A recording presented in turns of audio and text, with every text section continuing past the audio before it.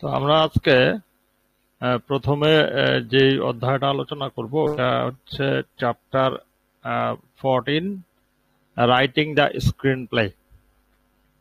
এই অধ্যায়টা মূলত কিভাবে একটা চিত্রনাট্য লিখতে হবে, মানে লেখা শুরু করতে হবে এবং সেটা শুরু করে তারপরে সেটা শেষ করতে হবে, মানে বাস্তবে কাজটা কিভাবে করতে হবে এবং সেটা করতে গেলে কি কি সমস্যায় পড়তে হবে সেটা নিয়ে আলোচনা। তো আমরা যাই, আমরা এই, মানে আলোচনার অনেক বেশি আলোচনা আছে এখানে, আমরা খুব সংক্ষেপে আলোচনা বুঝবো। One day you are totally on top of things, the next day you are down, lost in a maze of confusion and uncertainty. One day it works and the next day it doesn't. Who knows how or why? It is the creative process. It defies analysis except to say it is magic and it is wonder. এটা হলো যে screen play লিখতে গেলে, মানে লেখালেখি বিষয় সম্পর্কে উনি বলতেছে যে একদিন এটা খুব মানে তুঙ্গে থাকবে, মানে খুব লিখতে ইচ্ছা হবে, আরেকদিন একেবারেই নেতিয়ে পড়বে। হ্যাঁ, এবং এইটা একটা মানে দ্বিধা দ্বন্দ্ব, তারপরে চিন্তা ভাবনা, তারপরে হচ্ছে যে মানে কোনোদিন এটা কাজ করবে, কোনোদিন মনে হবে অনেক লেখা বেরোবে মাথা থেকে, কোনোদিন বেরোবে না। এইটা এবং এটা একটা ম্যাজিকের মতো, যে এটা আসলে আগে থেকে কিছুই বলা যায় না, এমন একটা ব্যাপার। ঠিক আছে, এবং লেখালেখি জিনিসটা এমন, লেখালেখি জিনিসটা আসলে মনের জোর দিয়ে হয় না, এবং এইটাকে একটা শব্দ দিয়ে বলে, প্যাশন শব্দটা বলে। হ্যাঁ, প্যাশন না থাকলে আপনার মানে লেখালেখি হয় না আসলে। এবং আর এই শব্দটাকে আরেকটু ডিটেলে বলা হয় বার্নিং প্যাশন। বার্নিং প্যাশন হচ্ছে যে আপনি কোনো বিষয় সম্পর্কে আপনার প্রচন্ড আগ্রহ, সেই আগ্রহ না থাকলে আপনাকে দিয়ে আসলে লেখালেখি হবে না, এটাই বিষয়। তো যাচ্ছি, the hardest thing about writing is knowing what to right. এই যে একটা কথা, যে আমরা তো হাউ টু রাইট অনেক পড়লাম, কিন্তু কি লিখতে হবে, মানে কন্টেন্টটা কি হবে। আমরা তো ফর্মটা শিখলাম যে এমন চেহারা হবে, অমন চেহারা হবে, এমনি হবে, তেমনি হবে, আমরা অনেক কিছু শিখলাম, কিন্তু কি লিখবো সেই জিনিসটা আসলে সবচেয়ে কঠিন। ভিতরে কি লিখবো আসলে। Writing is hard work, a day by day job.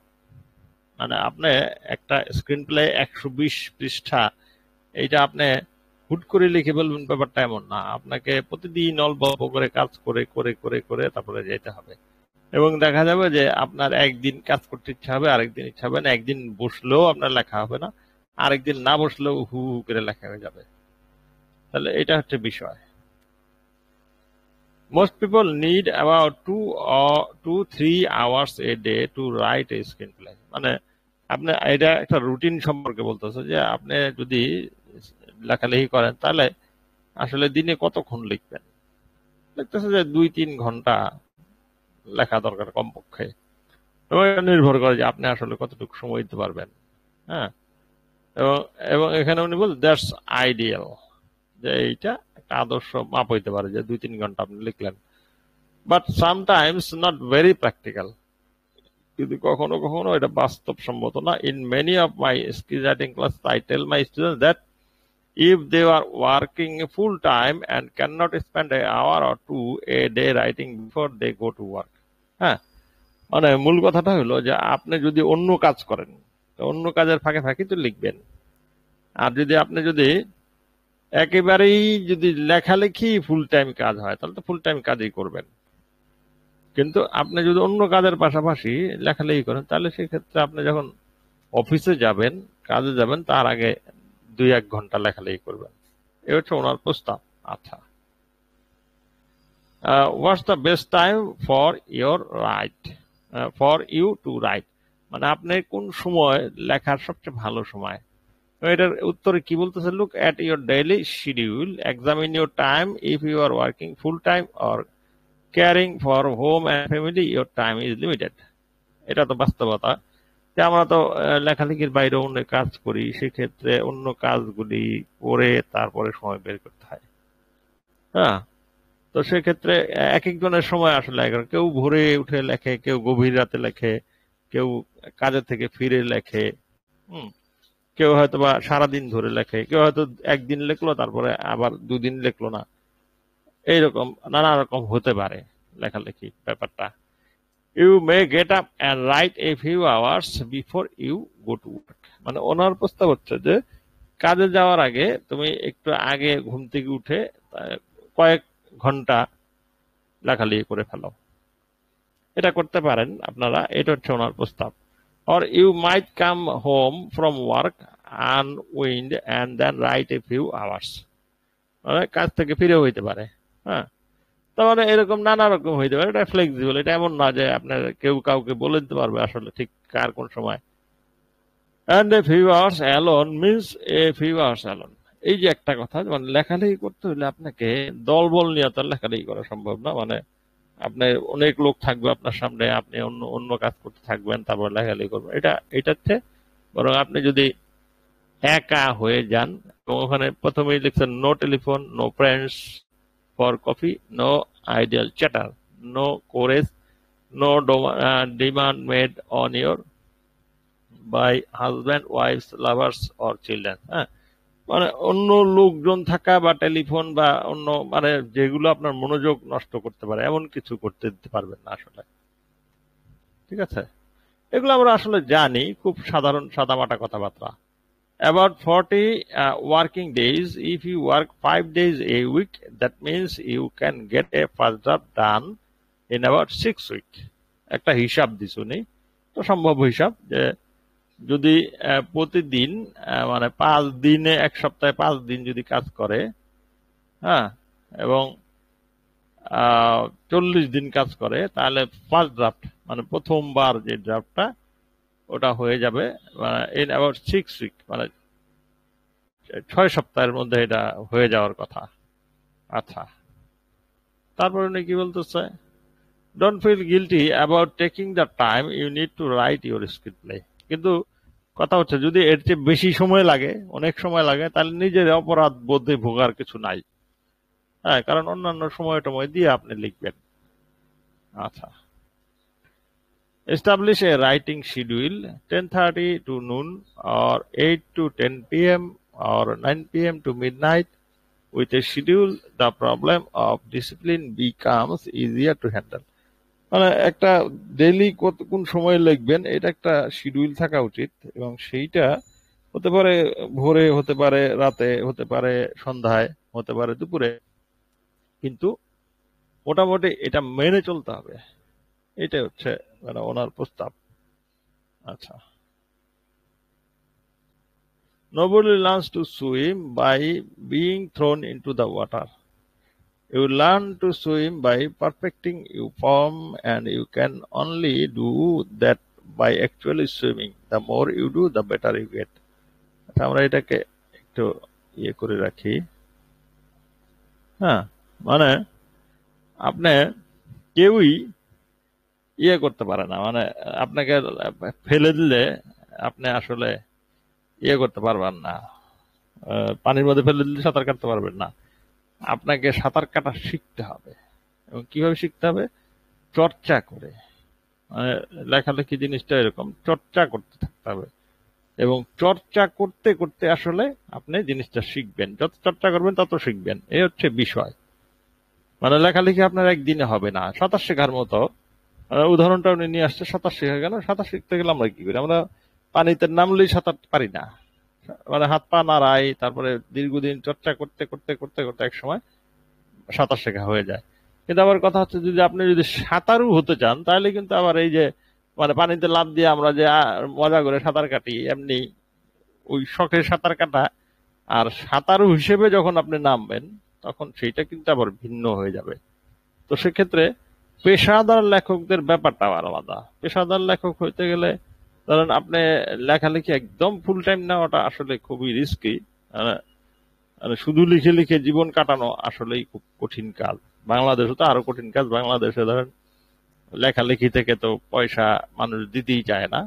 খুব বিখ্যাত হলে ভিন্ন কথা, কিন্তু আপনি যদি বিখ্যাত না হন, তাহলে সেক্ষেত্রে আপনাকে মানুষ লেখার বিনিময়ে টাকা দিবে, সেইটা খুব মানে দিতে চায় না। এটা কেন দিতে চায় না আমি জানি না, কিন্তু এটাই রিয়েলিটি, বাস্তবতা এটাই যে মানুষ এমন আমাদের দেশে।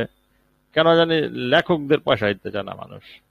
হ্যাঁ, আমাদের চলচ্চিত্র লেখক সমিতি, আহ, এই মানে একদম স্বনামধন্য একজন এই চিত্রনাট্যকার বাংলা সিনেমার, উনি একটা খুব দারুণ কথা বলছে যে আমাদের 5 স্টার হোটেলে রাখবে, আমাদের আহ, ভালো ড্রিঙ্কস খাওয়াবে, ভালো খাবার খাওয়াবে, আমাদের পেছনে অনেক খরচ করবে, কিন্তু যখনই আমি আমার ইয়াটা রিমুনারেশনটা চাইবো, তখনই মাইন্ড করে ফেলবে যে হ্যাঁ, আপনার এত সুন্দর খাওয়াইলাম, হোটেলে রাখলাম, আবার টাকাও চান। হ্যাঁ, তো এই বিষয়টা আছে, তো এটা সমস্যা। আর যাকে আমার বরং বইটাই যাই। One of my favorite form of resistance is sitting down to write and suddenly getting an idea for another screenplay. A much better idea, an idea too unique, so original, so exciting. You wonder what you are doing writing this screenplay. You really think about it. You may even get 2 or 3 better ideas. It happens quite quite often. It may be a great idea, but it's still a form of resistance. আচ্ছা, বলতেছে মানে এই এই, কি রকম ভাবে একটা লেখালেখিতে বাধা তৈরি হতে পারে, যে আপনি লিখতেছেন একটা গল্প, হঠাৎ করে আইডিয়ার একটা ভালো আইডিয়া চলে আসলো এবং সেই আইডিয়া নিয়ে আপনি ব্যস্ত হয়ে গেলেন, তাহলে মুশকিল। তাহলে সেক্ষেত্রে কি করতে হবে, উনি এখানে বলে দিছে যে যদি এই এই যে দেখেন উনি বলে দিছে যে সেক্ষেত্রে কি করতে হবে, সেক্ষেত্রে আপনি ওই আইডিয়াটা লিখে রাখেন এবং এটা নিউ প্রজেক্ট হিসেবে লিখে রাখেন এবং ফাইল করে রাখেন কোথাও। ঠিক আছে, 2-1 পাতা লিখে রাখেন, ওটা সম্পর্কে আইডিয়া গুলো লিখে রাখেন এইটা। এবং আইডিয়া শুধু মানে একটা লেখার মাঝখানে একটা আইডিয়া আসলে হবে না, আপনাকে আপনি যদি সত্যি সত্যি রাইটিংটা ভালো করতে চান, সহজ কথা হচ্ছে আপনি আইডিয়া লেখার জন্য কম্পিউটার থাকতে ভালো, মানে সবচেয়ে ভালো ডেস্কটপ থাকলে, তাহলে আপনি একটা নির্দিষ্ট জায়গায় আপনি কি করতে পারেন যে লেখালেখির যত ধরনের আইডিয়া আছে এগুলো লিখে রাখতে পারেন। অথবা আপনার যদি কম্পিউটার না থাকে নো প্রবলেম, তাহলে সেক্ষেত্রে আপনার নোটবুক থাকা উচিত, এই নোটবুকে আপনি আইডিয়াগুলো লিখে রাখবেন, যা মাথায় আসবে আইডিয়াগুলি, আইডিয়া নোটবুক রাখতে পারেন। এটা সত্যজিৎ রায়ের একটা খেরো খাতা ছিল, মানে খেরো খাতা উনি রাখতেন। ওই খেরো খাতা কিন্তু বইও আছে, যে সত্যজিতের খেরো খাতা নামে একটা বইও আছে। খেরো খাতা বা বাংলায় হলো, মানে ইংরেজিতে হলো নোটবুক, বাংলায় খেরো খাতা। তো এই নোটবুকটার মধ্যে উনি আসলে ওনার মাথায় যা আইডিয়া আসতো লিখে ফেলত। উনি যেটা করতো যে কোনো একটা ইয়ে লিখতে গেলে, মানে স্ক্রিন প্লে লিখতে গেলে উনি খেরো খাতার মধ্যে আগে থেকে আইডিয়া গুলি করতো এবং তারপরে যেটা। আচ্ছা, এখানে একটা কথা আমি অবশ্যই বলবো, আপনারা ইয়ে মানে অন্য আরেকটা প্রাসঙ্গিক কথা আমরা আনি জিনিসটায়, তাহলে আপনি আরো সহজে বুঝবেন যে খেরোখাতা বা নোট জিনিসটা কিভাবে ওয়ার্ক করে, মানে আইডিয়াটা কিভাবে আপনি পাবেন। হুম, এই জায়গাটা একটু আমরা আলোচনা করি, ডিটেইল যাই, তাহলে মনে হয় আপনাদের আরো ভালো লাগবে জিনিসটা। আমরা যদি ডিটেইল যাই, ধরেন ফাইনাল ড্রাফটে আপনি এটা কিভাবে করতে পারেন। ফাইনাল ড্রাফটে আপনি গিয়ে যখন ফাইনাল ড্রাফটে আপনি যখন করতে যাবেন, ধরেন আমরা একটু ফাইনাল ড্রাফটটা দেখি। হ্যাঁ, ধরেন 1 মিনিট আমরা একটু দেখি।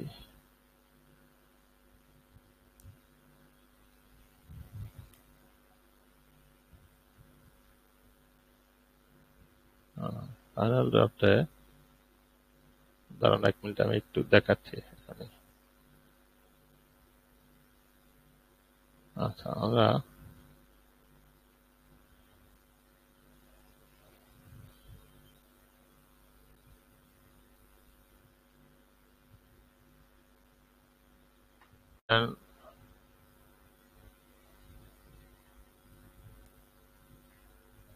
এটা হচ্ছে এই ফাইনাল ড্রাফটের বিট বোর্ড।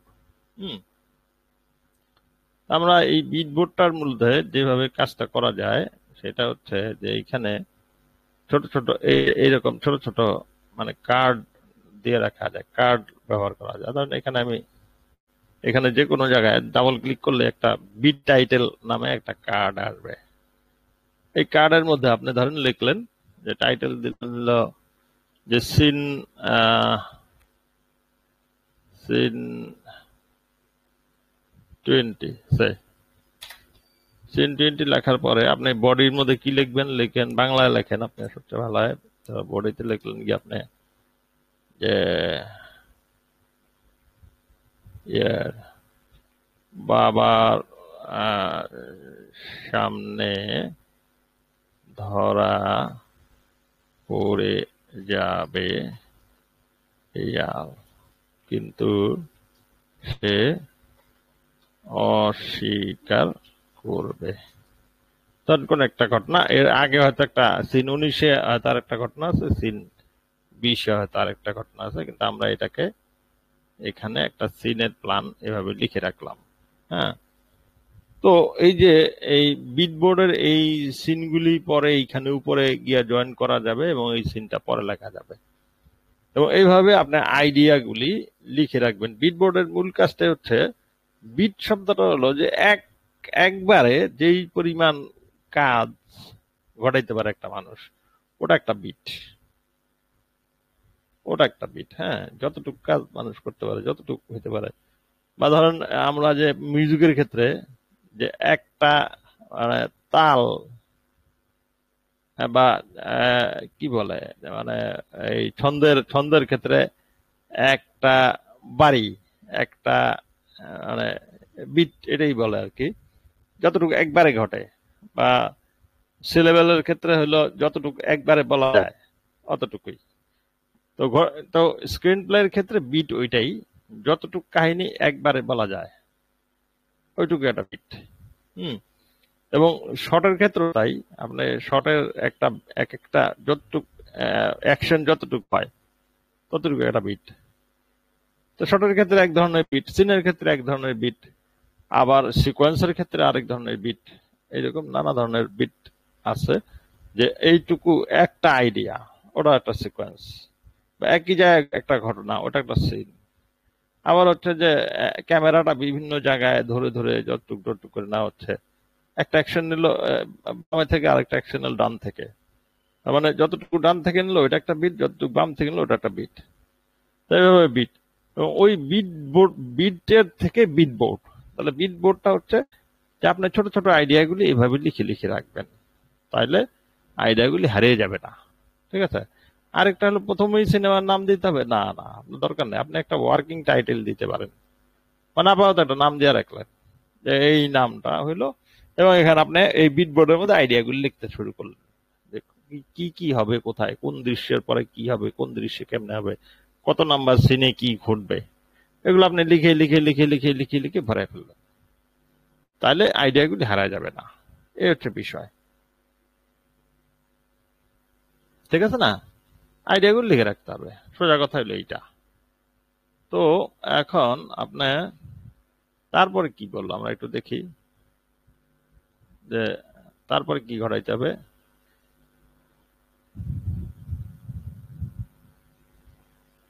আচ্ছা, এইখানে একটু ডায়ালগ সম্পর্কে আছে। মানে আপনি সিন তো প্ল্যান করছেনই, সিন প্ল্যান করলেন, হ্যাঁ, তারপরে আপনার ডায়ালগ লিখবেন সিনের মধ্যে।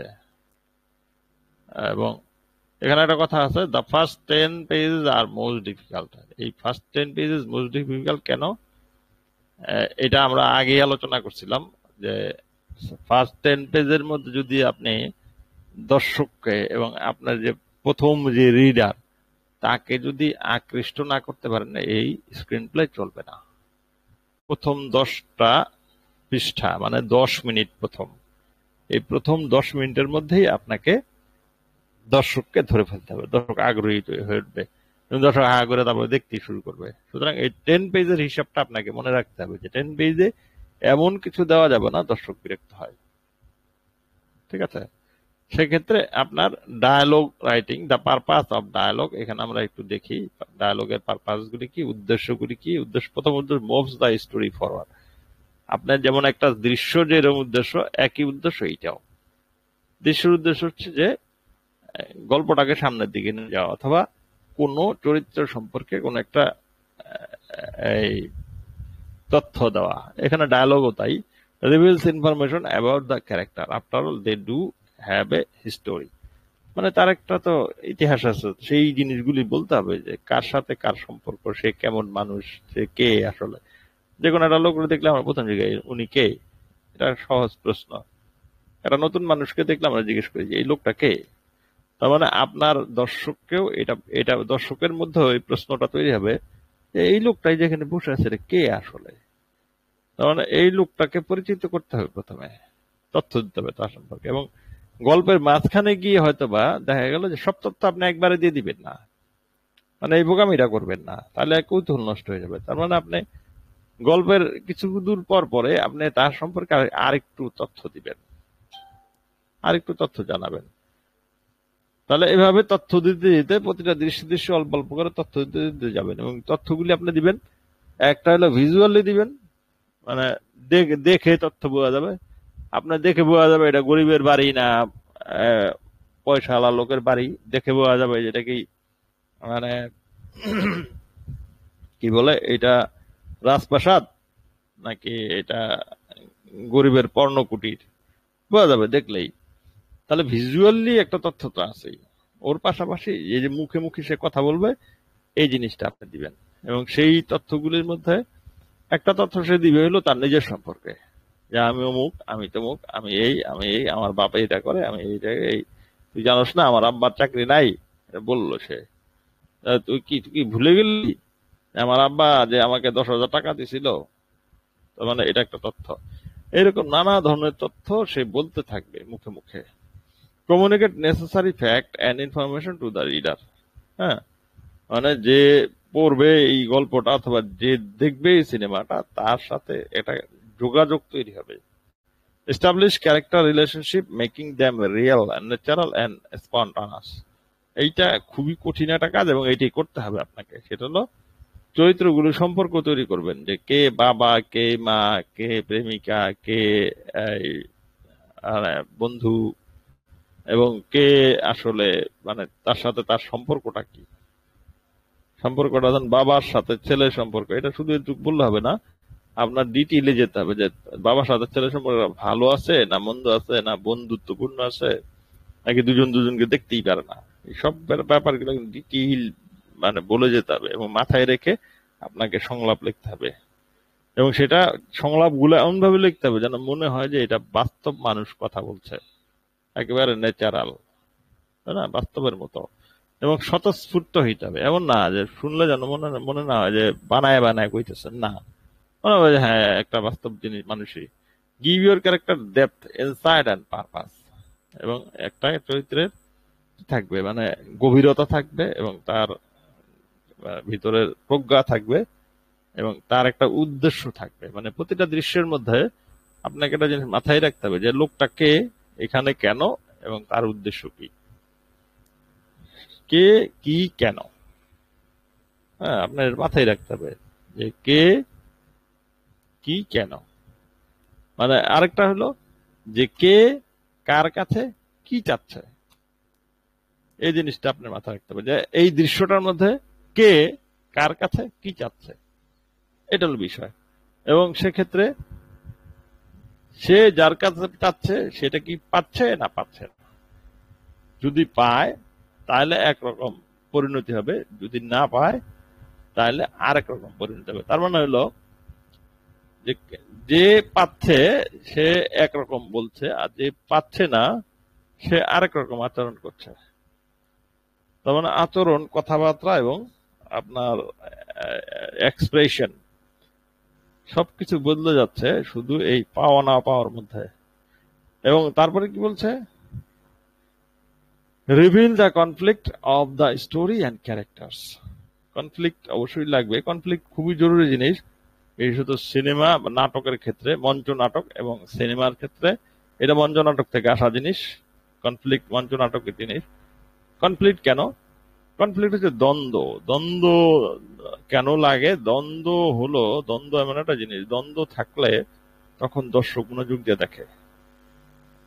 কোনো কিছুর মধ্যে দ্বন্দ্ব না থাকলে দর্শক মনোযোগ দিয়ে দেখে না। ধরেন আমরা টেলিভিশনের সামনে এমনি এমনি বসি না, কিন্তু দেশে যদি কোনো বড় ঘটনা ঘটে তখন আমরা টেলিভিশন খুলে বসি, দেখি তো কি হচ্ছে আজকে, বিষয়টা কি, কৌতূহল বিষয় হয়ে উঠি।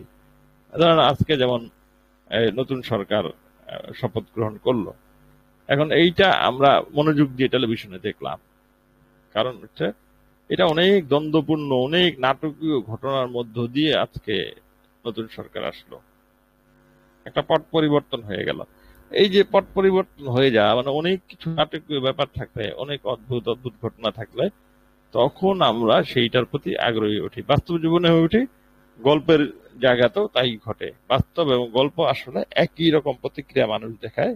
সিনেমাতে বাস্তব জীবনে যেই পরিস্থিতি দেখে আমরা যেরকম রিয়াকশন করি, দর্শক হিসেবে সিনেমাতেও সেই একই রকম দৃশ্য দেখলে, একই রকম পরিস্থিতি দেখলে আমরা একই রকম রিয়াকশন করি।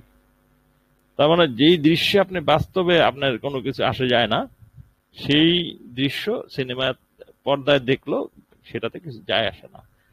তাহলে যায় আসে কখন? যখন সেটা কনফ্লিক্ট হয়ে যাবে, দ্বন্দ্ব, যে বাবা ছেলের মধ্যে দ্বন্দ্ব তৈরি হলো। বাবা বলতেছে যে তোমাকে আমি কখনোই এই মেয়ের সাথে বিয়ে দিব না, আর ছেলে বলতেছে যে তুমি যদি এই মেয়ের সাথে আমাকে বিয়ে না দাও তাহলে আমি কখনোই আর বিয়ে করবো না, পয়সা থাকো তোমার জেদ নিয়ে। বাবা বলতেছে তুই এটা বেয়াদব, হ্যাঁ, তুই আমার কথা শুনিস না, তোর এত বড় সাহস, হ্যাঁ। তার মানে আপনি এই যে একজন কে চাইছে, যে ছেলেটা চাইছে একটা মেয়েকে বিয়ে করতে, আর বাবা চাইছে ছেলেকে ওখানে বিয়ে করাবে না। এই যে কে কি চাইছে, কার কাছে চাইছে, এই বিষয়টা আপনি যদি ক্লিয়ার কাট থাকেন তখনই আপনি দ্বন্দ্ব তৈরি করতে পারবেন। Reveal the emotional states of your character, হ্যাঁ, যে তার মানে ইয়ের বৈশিষ্ট্যটা, মানে তার আবেগের বৈশিষ্ট্য। কেউ অনেক বেশি আবেগপ্রবণ হয়, কেউ কম আবেগপ্রবণ হয়, কেউ অনেক রাগী হয়, কেউ অনেক মানে মজার মানুষ হয়, তাই না? কেউ হয়তো হেসে উড়ে দেয়, কেউ গায়ে মাখে না। এই যে বিভিন্ন ধরনের ক্যারেক্টার আপনি আগে থেকেই তৈরি করবেন। কমেন্টস অন দ্য অ্যাকশন, হ্যাঁ, মানে বিভিন্ন অ্যাকশন গুলির মধ্যে আপনি মন্তব্য করবে, ঠিক আছে, পছন্দের কথা বলবে। মোটামুটি এটা ডায়ালগ। আপনি যখন ডায়ালগ লিখতে যাবেন এই নিয়মগুলি মনে রাখবেন, যে একটা ডায়ালগের উদ্দেশ্য কি, আসলে এই উদ্দেশ্যগুলি থাকতে হবে। আচ্ছা, তারপর সামনে আগাই। It takes anywhere from 40 to 50 pages before your characters start talking to you. এটা খুব গুরুত্বপূর্ণ একটা আলাপ। মোটামুটি 40 পাতা লিখলে, উনি বলতেছে এটা, মোটামুটি 40 পাতা লিখলে আপনার চরিত্রটা আপনার সাথে কথা বলতে শুরু করবে। মানে আপনি যেই চরিত্রটা নির্মাণ করছেন সেই চরিত্রটা আপনার সাথে কথা বলবে। এটা হচ্ছে ওনার অবজারভেশন। আচ্ছা, তাহলে এখন 40 পাতা লেখার পর কেন আপনার চরিত্র কথা বলবে? চরিত্র এই জন্য কথা বলবে যে আপনি আসলে কি হবে, আপনি আসলে যে চরিত্রটার গল্পটা লিখতেছেন 40 পাতা পর্যন্ত, মানে প্রায় ধরেন 3 ভাগের 1 ভাগ, মানে লেখার পরে আপনি কি হবে ঘটনাটা, মানে তাকে চিনে যাবেন, তাকে পরিচিত মনে হবে যে এই চরিত্রটাকে আমি অনেক দিন ধরে চিনি। এবং ওই তখনই চরিত্রটা আসলে আপনার সাথে যোগাযোগ হয়ে যাবে। এখন এটা কেন জরুরি? Let yourself write 60 pages with shifted direct dumb and obvious dialogue. Don't worry about it, just keep writing. Dialogue can always be cleaned up during the rewrite. ঠিক আছে, এখানে একটা কথা বলা আছে যে রাইটিং ইজ রিরাইটিং। মানে নর্মালি আমরা অন্য লেখার ক্ষেত্রে যাই হোক, স্ক্রিন প্লের ক্ষেত্রে রিরাইটিং খুব গুরুত্বপূর্ণ। আপনি বারে বারে কারেকশন থাকতেই হবে। এইটা আপনাকে অভ্যাস করতে হবে, যে একবারে প্রথমবারে লিখেই হয়ে যাবে, ব্যাপারটা এরকম না আসলে। হ্যাঁ, এটা হবে না, তার মানে আপনার রিরাইট করতে চাইতে হবে। তাহলে writing is a day by day job, 2 or 3 hours a day, 5 days a week, either during the day or on weekend. 3 or more pages a day, 10 pages a week, shot by shot, scene by scene, sequence by sequence, page by page, act by act, and some days are better than others. মানে এখানে উনি বলছে যে লেখালেখিটা হইলো মানে বিশেষত screen play বড়, যেহেতু 120 পৃষ্ঠার একটা লেখা, তাহলে এটা আপনার প্রতিদিনই কাজ আসলে। মানে প্রতিদিনে 2-3 ঘন্টা কাজ করবেন, সপ্তাহে 5 দিন কাজ করবেন, এবং রাতে বা দিনে অথবা ছুটির দিনে কাজ করবেন। হ্যাঁ, 2-3 পেজ হয়তো একদিন লিখবেন, সপ্তাহে হয়তো 10টা পৃষ্ঠা লিখবেন, টার্গেট করবেন আর কি। এবং scene by scene, shot by shot, sequence by sequence এভাবে আস্তে আস্তে আগাবেন। ঠিক আছে? এবং এটার ক্ষেত্রে প্রথম যে পদ্ধতিটা বলতেছে যে the card system. Card system আমরা জানি যে একটা কার্ডের মধ্যে একটা দৃশ্যের মধ্যে কি ঘটবে এটা লিখে রাখতে হবে। ঠিক আছে? এখন এই কার্ড সিস্টেমটা কি রকম? কার্ড সিস্টেমটা আমরা ইয়েতে আছে, ফাইনাল ড্রাফটে কার্ড সিস্টেম আছে। আমরা জানি যে ফাইনাল ড্রাফটের মধ্যে কার্ড সিস্টেম আছে, এবং সেখানে আমরা কার্ডে লিখে রাখতে পারি। যেমন ফাইনাল ড্রাফটে, আমি যদি ফাইনাল ড্রাফটে যাই একটু, এই যে এটা, হ্যাঁ, এখন আপনি এইখানে এই এখানে ভিউ থেকে আপনি যদি ইন্ডেক্স কার্ডে চলে যান, তাহলে এইভাবে ইন্ডেক্স কার্ড চলে আসবে। ঠিক আছে? এই দেখেন এখানে প্রায় 96টা সিনের একটা বড় স্ক্রিন প্লে, 96টা সিন লিখে সাজানো হয়েছে। এত সিন লাগবে না, হয়তো সিন কমবে। এটার কারণ আছে কেন 96টা সিন লিখে সাজানো হয়েছে, এটা বলবো কিছুক্ষণ পরেই। হ্যাঁ, এবং এগুলো অনেকগুলি কালার কেন, এটাও বলবো আপনাদের, কেন কালার গুলি ভিন্ন ভিন্ন। হ্যাঁ, এবং এই কালার গুলি আসলে কি কাজে ব্যবহার হয়। তো ঠিক আছে, তো এইরকম ইন্ডেক্স কার্ডের মধ্যে আপনি কি করবেন, আপনি এইগুলো লিখে রাখবেন যে এই দৃশ্যে কি কি ঘটবে। এভাবে আপনি যতগুলি দৃশ্য প্ল্যান করবেন ততগুলি দৃশ্য আপনি ফাইনাল ড্রাফটে লিখে লিখে রাখতে পারেন। ঠিক আছে না? লিখে লিখে রাখতে পারেন। এবং এই ফাইনাল ড্রাফটে আপনার একটা সুবিধা আছে যে এইখানে এই ভিউটার ক্ষেত্রে আপনি ইন্ডেক্স কার্ডের নিচে যদি ক্লিক করেন, script view, summary view, card, আচ্ছা, কার্ড অ্যাক্রস ভিন্ন জিনিস, মানে কয়টা কার্ড একবারে এক লাইনে থাকবে ওটা এখানে সাজানো যায়। যেমন আমরা এখানে 3টা কার্ড যদি দেখতে চাই, 3টা কার্ড। অথবা আমরা যদি মনে করি যে না, একটা লাইনে আসলে কার্ড লাগবে 2 খান, এটাও করা যায়। এই যে 2 খানও করা যাবে, 1 খানও করা যাবে। এই যে 1 খান, এই যে প্রতিটা 1 টাকার কার্ড, নিচে নিচে কার্ড আসছে। এটা সাধারণত এটা এটা কেউ কেউ করে না। আমি আমি নর্মালি 4টা রাখি, ধরেন 3টাও রাখা যায়, 4টা, 5টাও রাখা যায়, ইচ্ছা করলে 5টা করে দিতে পারে, যে 5টা করে প্রতি লাইনে কার্ড থাকবে, হইতে পারে। হ্যাঁ, তো এখন আপনি যেটা আপনার যা পছন্দ সেটা হইতে, আমার 4টা পছন্দ, আমার 4টা ভালো লাগে, আমি 4টা রাখি, এই 4টা। এবং সেক্ষেত্রে এখানে যেটা হলো ভিউ এর ক্ষেত্রে কথা আছে, এখানে আপনি এই সামারি তো রাখতে পারেন। মানে সামারি সামারি হলো আপনি এখানে নর্মালি দেখা যাবে না, কিন্তু আপনি এখানে পরে লিখতে পারবেন। আমি এটা পছন্দ করি না, আমি পছন্দ করি হলো এইটা, মানে ওই সিনের মধ্যে যা লিখি এটা যেন এখানে দেখা যায়, মানে স্ক্রিপ্ট ভিউটাই আমি পছন্দ করি। স্ক্রিপ্ট ভিউটা এখানে সরাসরি চলে আসে, সময় নষ্ট কম হয় আর কি, তা পছন্দ করি। আরেকটা কারণে পছন্দ করি, বাংলা লিখি তো, বাংলায় ওই এই ভিউটাতেই বাংলাটা পাওয়া যায় সুন্দর করে। এই দেখেন পড়া যাচ্ছে, ওই ভিউটাতে পাওয়া যায় না। কেন যায় না আমি জানি না, মানে সফটওয়্যারে কোনো সমস্যা কিনা আমি জানি না, বাট আমার এইটা সুবিধাজনক মনে হয়, এই জন্য আমি এটা দেখছি। আর যাই হোক, তো ইন্ডেক্স কার্ডের ব্যাপারটা হলো এই। তো ইন্ডেক্স কার্ড আপনাকে ব্যবহার করতে হবে। ইন্ডেক্স কার্ড আপনি যখন ব্যবহার করবেন তখন আপনার জন্য লেখাটা সহজ হয়ে যাবে, তাই না? বিষয়টা একদম সহজ হয়ে যাবে তখন। আমরা যাই বইটাতে যাই, তো বইটাতে এই কার্ড সিস্টেমটা ব্যবহার করার কথা বলা হচ্ছে। এবং কার্ড সিস্টেমটা কি, যে I said in chapter 12 that one card equal one scene. এই যে 12 নম্বর চ্যাপ্টারে, আমরা 14 নম্বর চ্যাপ্টার আলোচনা করতেছি, উনি 12 নম্বর চ্যাপ্টারে উনি বলছে যে একটা কার্ড হচ্ছে একটা সিনের জন্য। But when you are writing the screenplay that will be contradictory.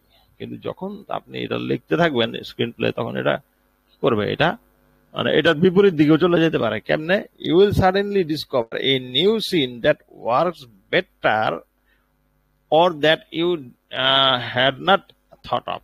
মানে আপনি সাজাইলেন, বিটবোর্ডে সাজাইলেন, সবকিছু সাজায় টাজায় লিখতে বসছেন, এখন সিন লিখবেন, কিন্তু আপনি যখন কার্ডের মধ্যে সিনগুলি প্ল্যান করতে যাচ্ছেন, তখন দেখা গেল যে যা লিখতেছেন, যা মাথায় ছিল, তার চেয়ে পরের দিন সকালবেলা দেখলেন যে তার চেয়ে বেটার একটা সিনের প্ল্যান হয়ে গেছে। অথবা দুইটা সিনের মাঝখানে আপনার মনে হলো যে এখানে আরেকটা দৃশ্য যদি যোগ করা যায় তাহলে মনে এটা অনেক সুন্দর একটা ব্যাপার হবে, তখন আপনি যেহেতু মাথায় আপনার চলে আসছে এটা, তখন আপনি এটা যোগ করেন। অথবা মনে হলো যে না, এই দুইটা সিন মনে হয় অনর্থক জিনিস, দরকার নাই, এই এই কার্ডটাই দরকার নাই, আপনি কার্ডটা ফেলে দেন, বাদ, উঠে ফেলেন, সমস্যা নাই। হ্যাঁ, এবং ওই বন্ধু বলছে use it, it will lead you to veer off the path of the course into the few new scene or sequence that you had not even considered. I think that's great. Do it. You will be able to tell within a few pages whether it's work or not. হ্যাঁ, ঠিক আছে। তো এই হচ্ছে বিষয়টা, যে আপনি যদি কোনো নতুন দৃশ্যের কথা মনে পড়ে যায়, আপনি ওটা কার্ডটা জায়গা মতো দেয়া দেন, সমস্যা নাই। যদি বাদ দিয়ে দেন, কোনো সমস্যা নাই। মানে স্ক্রিন রাইটিংটা হচ্ছে আপনার রিরাইটিং, এটা হলো মূল কথা। যে একবার লিখবেন, আবার ওটা মুছে আবার লিখবেন, আবার লিখবেন, আবার মুছে আবার লিখবেন, এভাবেই একটা স্ক্রিন প্লে লেখা হয়। আচ্ছা, সামনে আগাই। When you are doing the cards, you are doing the cards. When you are writing the screenplay, you are writing the screenplay. মানে আপনি যখন কার্ডের মধ্যে প্রতিটা দৃশ্যে কি ঘটবে সেটা লিখতে থাকেন, তখন সেটাই লিখবেন, স্ক্রিন প্লে ধরবেনই না। তার মানে হচ্ছে আমরা এই কার্ডটাকে বলি হলো ওয়ান লাইনার। মানে প্রত্যেকটা দৃশ্যে, ধরেন দৃশ্য নাম্বার এক দিলাম যে একটা রিক্সা সাথে একটা ট্যাক্সি অ্যাক্সিডেন্ট হবে রাস্তার মধ্যে, এটা দিলাম। রিক্সার মধ্যে মেয়েটা বসা থাকবে, আর ট্যাক্সির মধ্যে ছেলেটা বসা থাকবে, সেই দিলাম একটা দৃশ্য। তারপরে হলো কি, যে যখন ধাক্কা দিল, তারপরে কি হলো, মেয়েটা পড়ে গেল, কাট্টু, দেখা গেলাম একটা ক্লিনিক, মেয়েটাকে ছেলেটা নিয়ে আসছে ক্লিনিকে, ঠিক আছে। কাট্টু, ছেলের বাসায় ছেলেটা ফোন দিছে, কোন কাউকে খুঁজতেছে সে, অথবা মেয়ের বাসায় সে ফোন দিছে যে এরকম অ্যাক্সিডেন্ট হয়েছে, তার মানে তার মেয়ের বাসা। তার মানে এইরকম সরল ভাবে আপনি গল্পটা বলবেন, এটা হলো প্রথম শর্ত। আচ্ছা, তারপরে কি, প্রথমে আপনি এই কার্ডগুলি সব সাজায় ফেলবেন। ধরুন আপনার যদি মনে হয় যে 70টা দৃশ্যের একটা স্ক্রিন প্লে হবে, তো 70টা দৃশ্য সব লিখে ফেলবেন, কার্ডগুলি সাজাবেন আগে, যে প্রতিটা দৃশ্যে কি ঘটবে। আগে আপনি স্ক্রিন প্লে লিখতে যাবেন না, স্ক্রিন প্লে ধরবেনই না, আপনি কার্ডগুলি লিখবেন, সব কার্ডগুলি লিখবেন। সেক্ষেত্রে সফটওয়্যার হলে সফটওয়্যারে, আর সফটওয়্যার না হলে আপনি সাদা কাগজ দিবেন, একটা কাগজের জন্য একটা কার্ড। সেটা হইতে পারে হাফ পেজ, বা চারটা ভাগ করে, একটা কাগজে চারটা ভাগ করে একটা পেজ বানায় নেবেন, সেটা হইতে পারে। এটা আপনার হাতের লেখা কত বড় ছোট এটার উপর নির্ভর করে যে আপনি কি সাইজের কার্ড ব্যবহার করবেন। অথবা আপনি ইন্ডেক্স কার্ড বাজারে কিনতে পাওয়া যায়, লাল নীল বিভিন্ন কালারের, অফিসে ব্যবহার করে, ওই ধরনের কার্ডও আপনি কিনে নিতে পারেন। ইন্ডেক্স কার্ড কিনে নিয়ে ওই ইন্ডেক্স কার্ডের উপর লিখে করতে পারেন। হোয়াটএভার আপনার সফটওয়্যার ব্যবহার করলে সবচেয়ে আরাম কি, সফটওয়্যার ব্যবহার করলে এটা হারিয়ে যাবে না, কার্ডটা কখনো হারায় যাবে না, সেভ করে রাখলে শেষ। ফাইনাল ড্রাফটের মতো বা ক্যালটেক্সের মতো একটা সফটওয়্যার ব্যবহার করলে একদম সবচেয়ে সোজা, এটা কখনো হারা যাবে না, আইডিয়াটা একদম সেভ করে রেখে দিবেন, এগুলো সুবিধা। তাহলে সেক্ষেত্রে আপনি কার্ডটা রেডি করবেন। আর আর ফাইনাল ড্রাফটে লিখলে বিটবোর্ডে প্রথমে আগে লিখবেন, বিটবোর্ডে রেডি করার পর এইটারে নিয়ে আসবেন স্ক্রিন প্লেতে, তারপরে সেইখানে আপনি প্রতিটা দৃশ্যে ধরে ধরে যখন আগাবেন, তখন একদম মানে পানির মতো সোজা হয়ে যাবে, আসলে সত্যি কথা, তখন গল্পটা আগেই চোখের সামনে দেখতে পাবেন। তো কি হবে জিনিসটা, so what are some qualities that makes up good screen writing, মানে একটা ভালো স্ক্রিন রাইটিং কিভাবে দাঁড়ায় জিনিসটা। Several things, perhaps the most important of which is to understand that the foundation of all good dramatic writing is conflict. Stating it once again, all drama is conflict. Without conflict, you have no. আবার ওই কথাটাই বলতেছে, হ্যাঁ। তার মানে আপনি যে একটা ভালো দৃশ্য তৈরি করতে হলে আপনাকে একটা জিনিস মাথায় রাখতেই হবে, যে ওই দৃশ্যের মধ্যে আপনি একটা কনফ্লিক্ট রাখবেন, একটা দ্বন্দ্ব রাখবেন, কে কার কাছে কি চাইছে, পাচ্ছে না, এবং যার কাছে চাইছে সে কেন দিচ্ছে না, এইটাই হচ্ছে কনফ্লিক্ট। মানুষের কনফ্লিক্ট তৈরি হয় তার চাহিদা থেকে। ধরেন এই যে কোটা আন্দোলন হয়ে গেল, তাদের চাওয়া ছিল কোটা সিস্টেম বাদ দিতে হবে।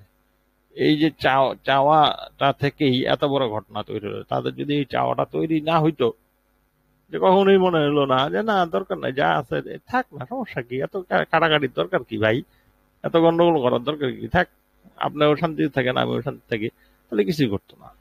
কিন্তু তারা তো চায় নাই, এবং তারা চাইছে যে এটা বদলায় ছেড়ে দিব, যে কোনো মূল্যে এটা বদলায় ছেড়ে দিব, জান দিয়ে দিব, মরে যাব কিন্তু ছাড়বো না, এটা নিয়েই ছাড়বো। তিনিই ছাড়ছে। এবং আরেকটা জিনিস হলো যে আপনি যদি ভালো একটা সিনেমা বানাতে চান, আপনার ক্যারেক্টার গুলি এরকম গোয়ার হবে, মানে সেটা হলো যে সে ওটা নিয়েই ছাড়বে, গোয়ার হবে। এবং তার যে প্রতিপক্ষ যার থেকে সে নিয়ে ছাড়বে, সে আরো আরেকটা গোয়ার হবে, সে দিবে না, দিবে না মানে দিবেই না। যেমন বাবা আর ছেলে যে গল্পটা বলতেছিলাম, যে ছেলে বিয়ে করতে যাচ্ছে আর বাবা ওই মেয়ের সাথে ছেলের বিয়ে দিবেই না। যদি তুই ওই মেয়ে বিয়ে করস, তাহলে তোর আমি ত্যায্য পুত্র করে দিব, তোরে আমার কোনো সম্পদ দিব না, একদম ডিক্লেয়ার দিয়ে দিচ্ছে। ছেলেও বলতেছে না দিলে না দাও, তোমার সম্পদের কি আমি কি তোমার সম্পদের লোভ করি, আমার তোমার সম্পদ লাগবে না, শেষ, তুমি আমার বাপই না। বাপে তখন মানে ছেলে যদি চলে যায় এটা বলে, বাবা তখন বসে বসে কাঁদতে থাকবে যে এইটারে পারলাম, অথবা ছেলের মায়ের কাছে বলবে কি ছেলে মানে মানুষ করলা, এ তো এরা মানে এটা কেমন ছেলে হইলো, আসলে কি হইলো, কি করলাম, সে আজকে একটা মেয়ের জন্য আমার ছেড়ে চলে গেল। তার মানে এই কনফ্লিক্টটা, এই যে দ্বন্দ্বটা, এটা যত বেশি হবে তত দর্শক আগ্রহ নিয়ে বসে থাকবে। এই জন্য দেখবেন যে মানুষ অ্যাকশন সিনেমা, অ্যাকশন যেটা জনরা, অ্যাকশন জনরা খুব পছন্দ করে, মানে হিউজ মারামারি, প্রচুর গন্ডগোল। বাস্তব জীবনে যদিও মানুষ বলে যে এত গন্ডগোল ভালো লাগে না, কিন্তু দেখবেন যখন দেশে একটা বড় গন্ডগোল লাগে, আপনি তখন গিয়ে টেলিভিশন সামনে আগ্রহ নিয়ে বসেন। আর দেশে যখন শান্তি সুবাতাস বয়, তখন আপনি কখনো টেলিভিশন স্ক্রিনের সামনে বসেন না।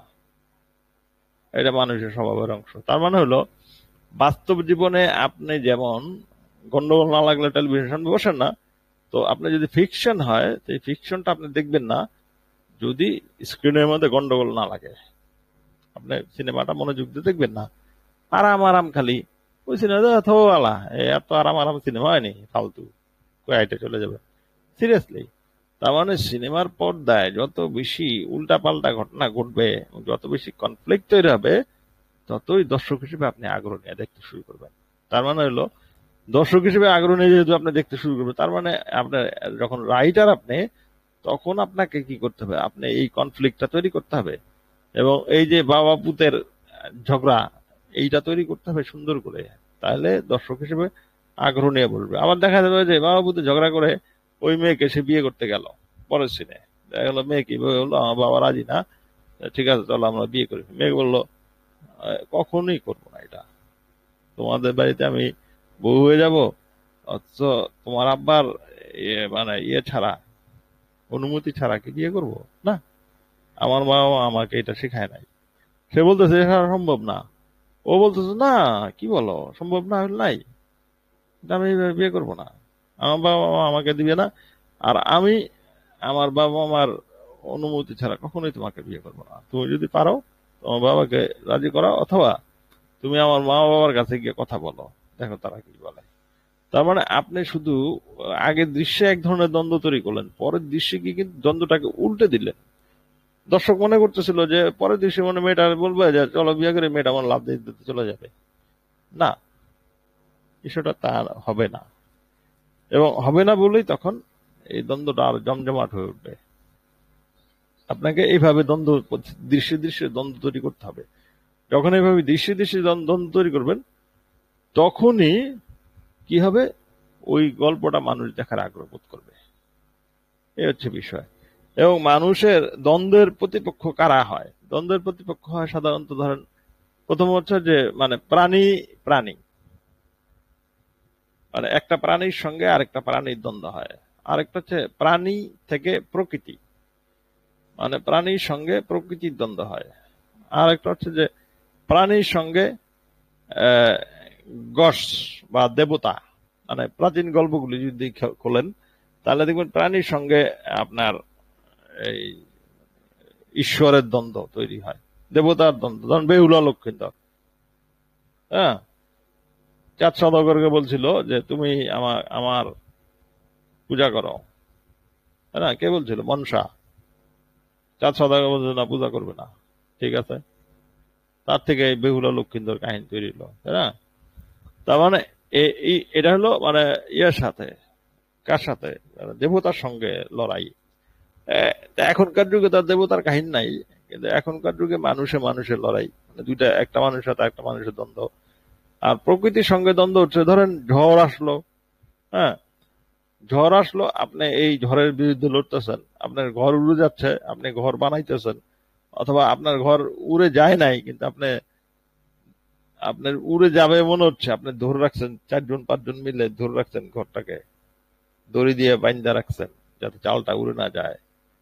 হ্যাঁ, তার মানে এই লড়াইটা প্রকৃতির সঙ্গে। অথবা ধরেন ইয়ে থেকে ভলকানো নামে একটা সিনেমা আছে, যেটা হলো যে এই পাহাড় থেকে লাভা নেমে আসে, একটা শহর ঢেকে ফেলছে লাভা দিয়ে, এবং তারপরে সেই লোকগুলি ওই লাভার থেকে বাঁচার জন্য পালিয়ে যেতে থাকে।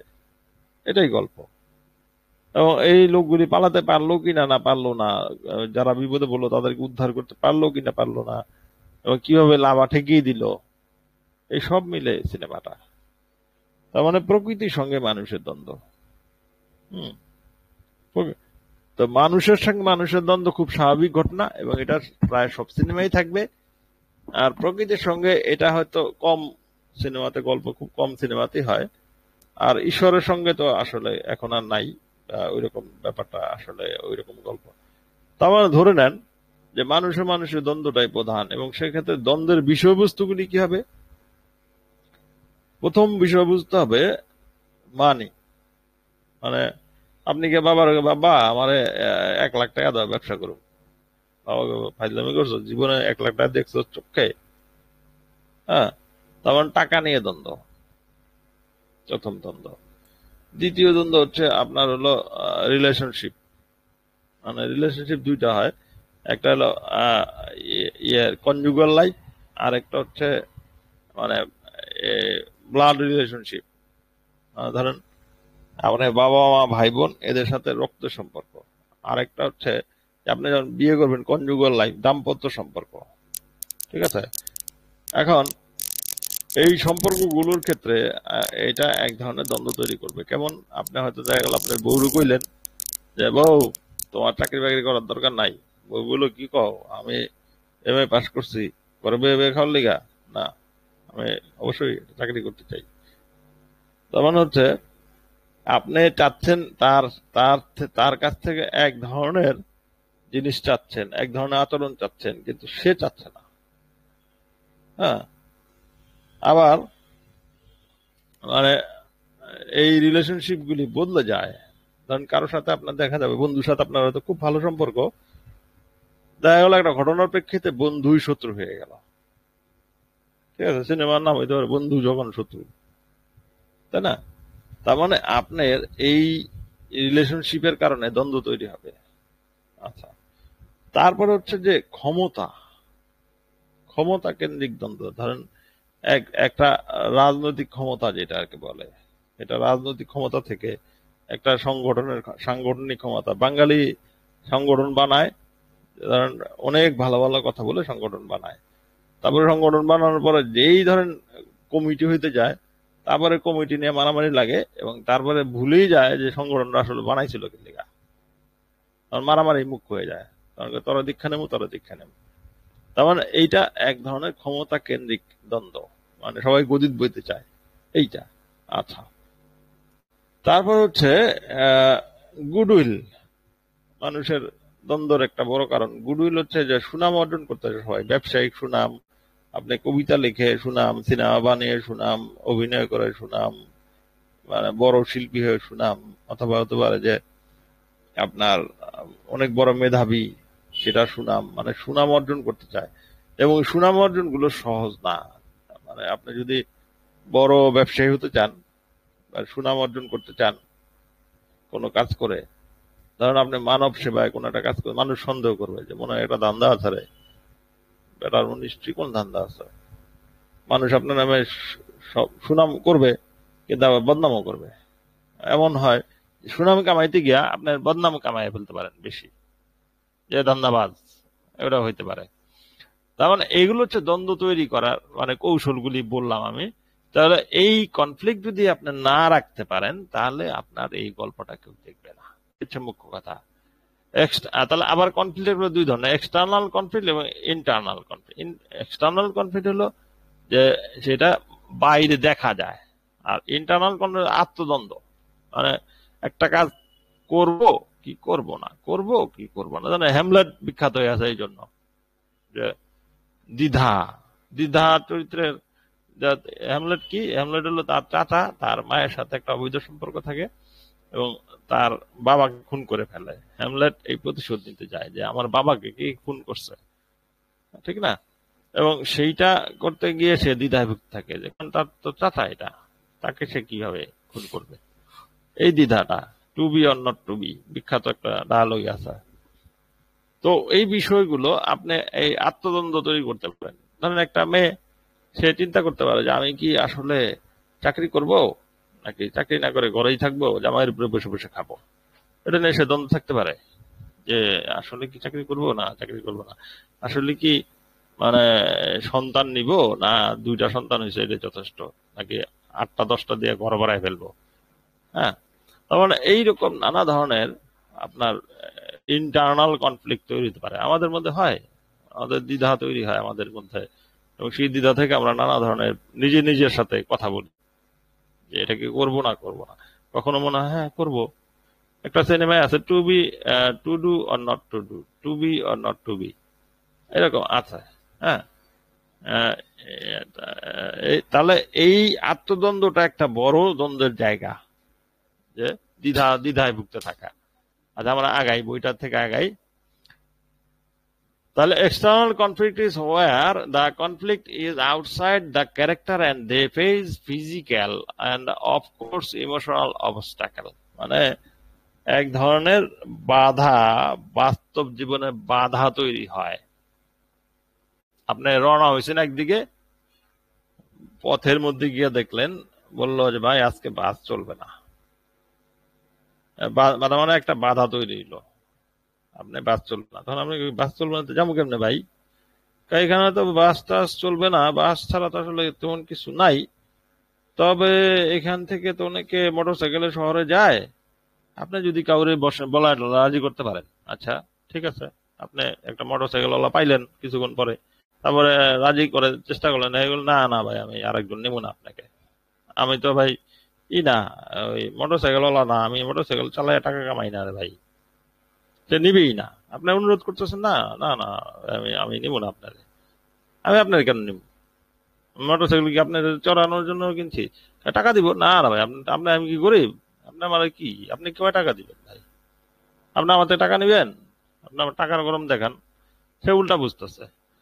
তার মানে হচ্ছে যে আপনি এইখানে আসলে কি করছেন, আপনি অবস্টাকল তৈরি করছেন, তার সামনে বাধা তৈরি করছেন, সহজে সে পাবে না, এইটা বানাচ্ছেন। বাস্তব জীবনে আমাদের তাই, আমরা সহজে কোনো কিছু পাই না। সহজে সবচেয়ে কঠিন কি জিনিস, সবচেয়ে কঠিন জিনিস হলো জ্ঞান অর্জন করা।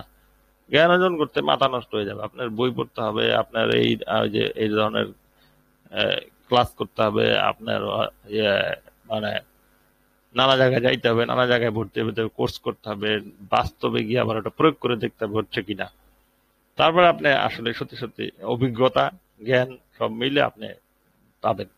তার মানে এই বাধাগুলি থাকবে। আপনি একটা চাকরি নিতে যাবেন, আপনাকে মানুষ নিবে না, প্রথমে বলবে না আপনাকে দিয়ে হবে না। তার মানে এই বাধাগুলি বাস্তব জীবনে আছে, এই বাস্তব জীবনের বাধাগুলি আপনি সিনেমাতে তৈরি করবেন, হ্যাঁ এক্সটার্নাল। আবার ইন্টারনালটা কি হবে, ইন্টারনালটা হবে সে নিজেই নিজের প্রতিদ্বন্দ্বী হয়ে দাঁড়াবে, এত বড় চাকরি কি আমি আর পামো, চিন্তা করবো এটা আমার দিয়ে হইব, মনে হয় না হইব, এরকম বিষয়টা। So what is conflict? If you look up the word, you will see it involves opposition. And the hub of the end dramatic scene is having the character or characters to be opposition to someone or something, conflict can আচ্ছা এটুকু আমরা আগে বুঝে নেই। মানে যদি conflict শব্দটার দিকেই তাকান, এটার অর্থটা হচ্ছে যে বিপরীত, অপোজিশন, বিরোধী দল আসলে। তার মানে যে একটা ক্যারেক্টারের সাথে অন্য ক্যারেক্টার এবং অথবা অন্য কোনো কিছুর সাথে যে বিরোধিতা, সেটাই হলো conflict. Conflict can be anything, a struggle, a quarrel, a battle, or a chase in fear of life, or fear of failure or success, internal or external, any kind of confrontation or obstacle, and it really doesn't matter whether it's emotional, physical or mental। আচ্ছা, একদম সুন্দর ব্যাখ্যা করে দিছে। সেটা হচ্ছে যে কোনো কিছু হতে পারে, একটা সংগ্রাম করা, একটা ঝগড়া করা, একটা যুদ্ধ করা, অথবা একটা ধাওয়া করা, মানে ধাওয়ার দৃশ্য, হ্যাঁ, অথবা মানে ভয় পাওয়া, মানে জীবনের কোনো কিছু অর্জন করতে গেলে ভয় পাওয়া, এবং fear of failure or success, মানে আপনি আসলেই সফল হবেন না ব্যর্থ হবেন সেটা নিয়ে ভয় পাওয়া, এবং সেটা ইন্টারনাল হতে পারে, এক্সটার্নাল হতে পারে, এনি কাইন্ড অফ যে কোনো ধরনের মানে লড়াই আর অবস্থাকল অথবা বাধা। And it really does not matter whether it's emotional, physical or mental, মানে এটা ইমোশন মানে আবেগগত হোক, মানসিক হোক অথবা শারীরিক হোক, এটা হইলেই হবে। তার মানে এই বিষয়টা আপনাকে মাথায় রেখেই দৃশ্যগুলি সাজাইতে হবে, যে এটার মধ্যে কি কনফ্লিক্ট আছে কিনা, কোনো দ্বন্দ্ব দৃশ্যময় তৈরি হচ্ছে কিনা।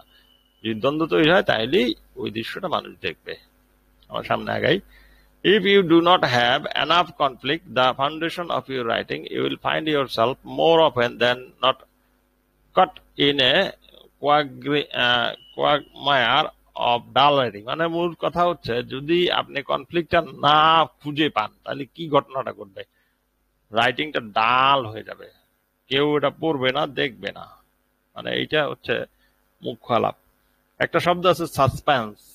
সাসপেন্স হচ্ছে যে মানে উৎসাহী করে তোলা কাউকে, উৎকণ্ঠা, বাংলায় সহজ বাংলা হচ্ছে উৎকণ্ঠা। উৎকণ্ঠা জিনিসটা কি?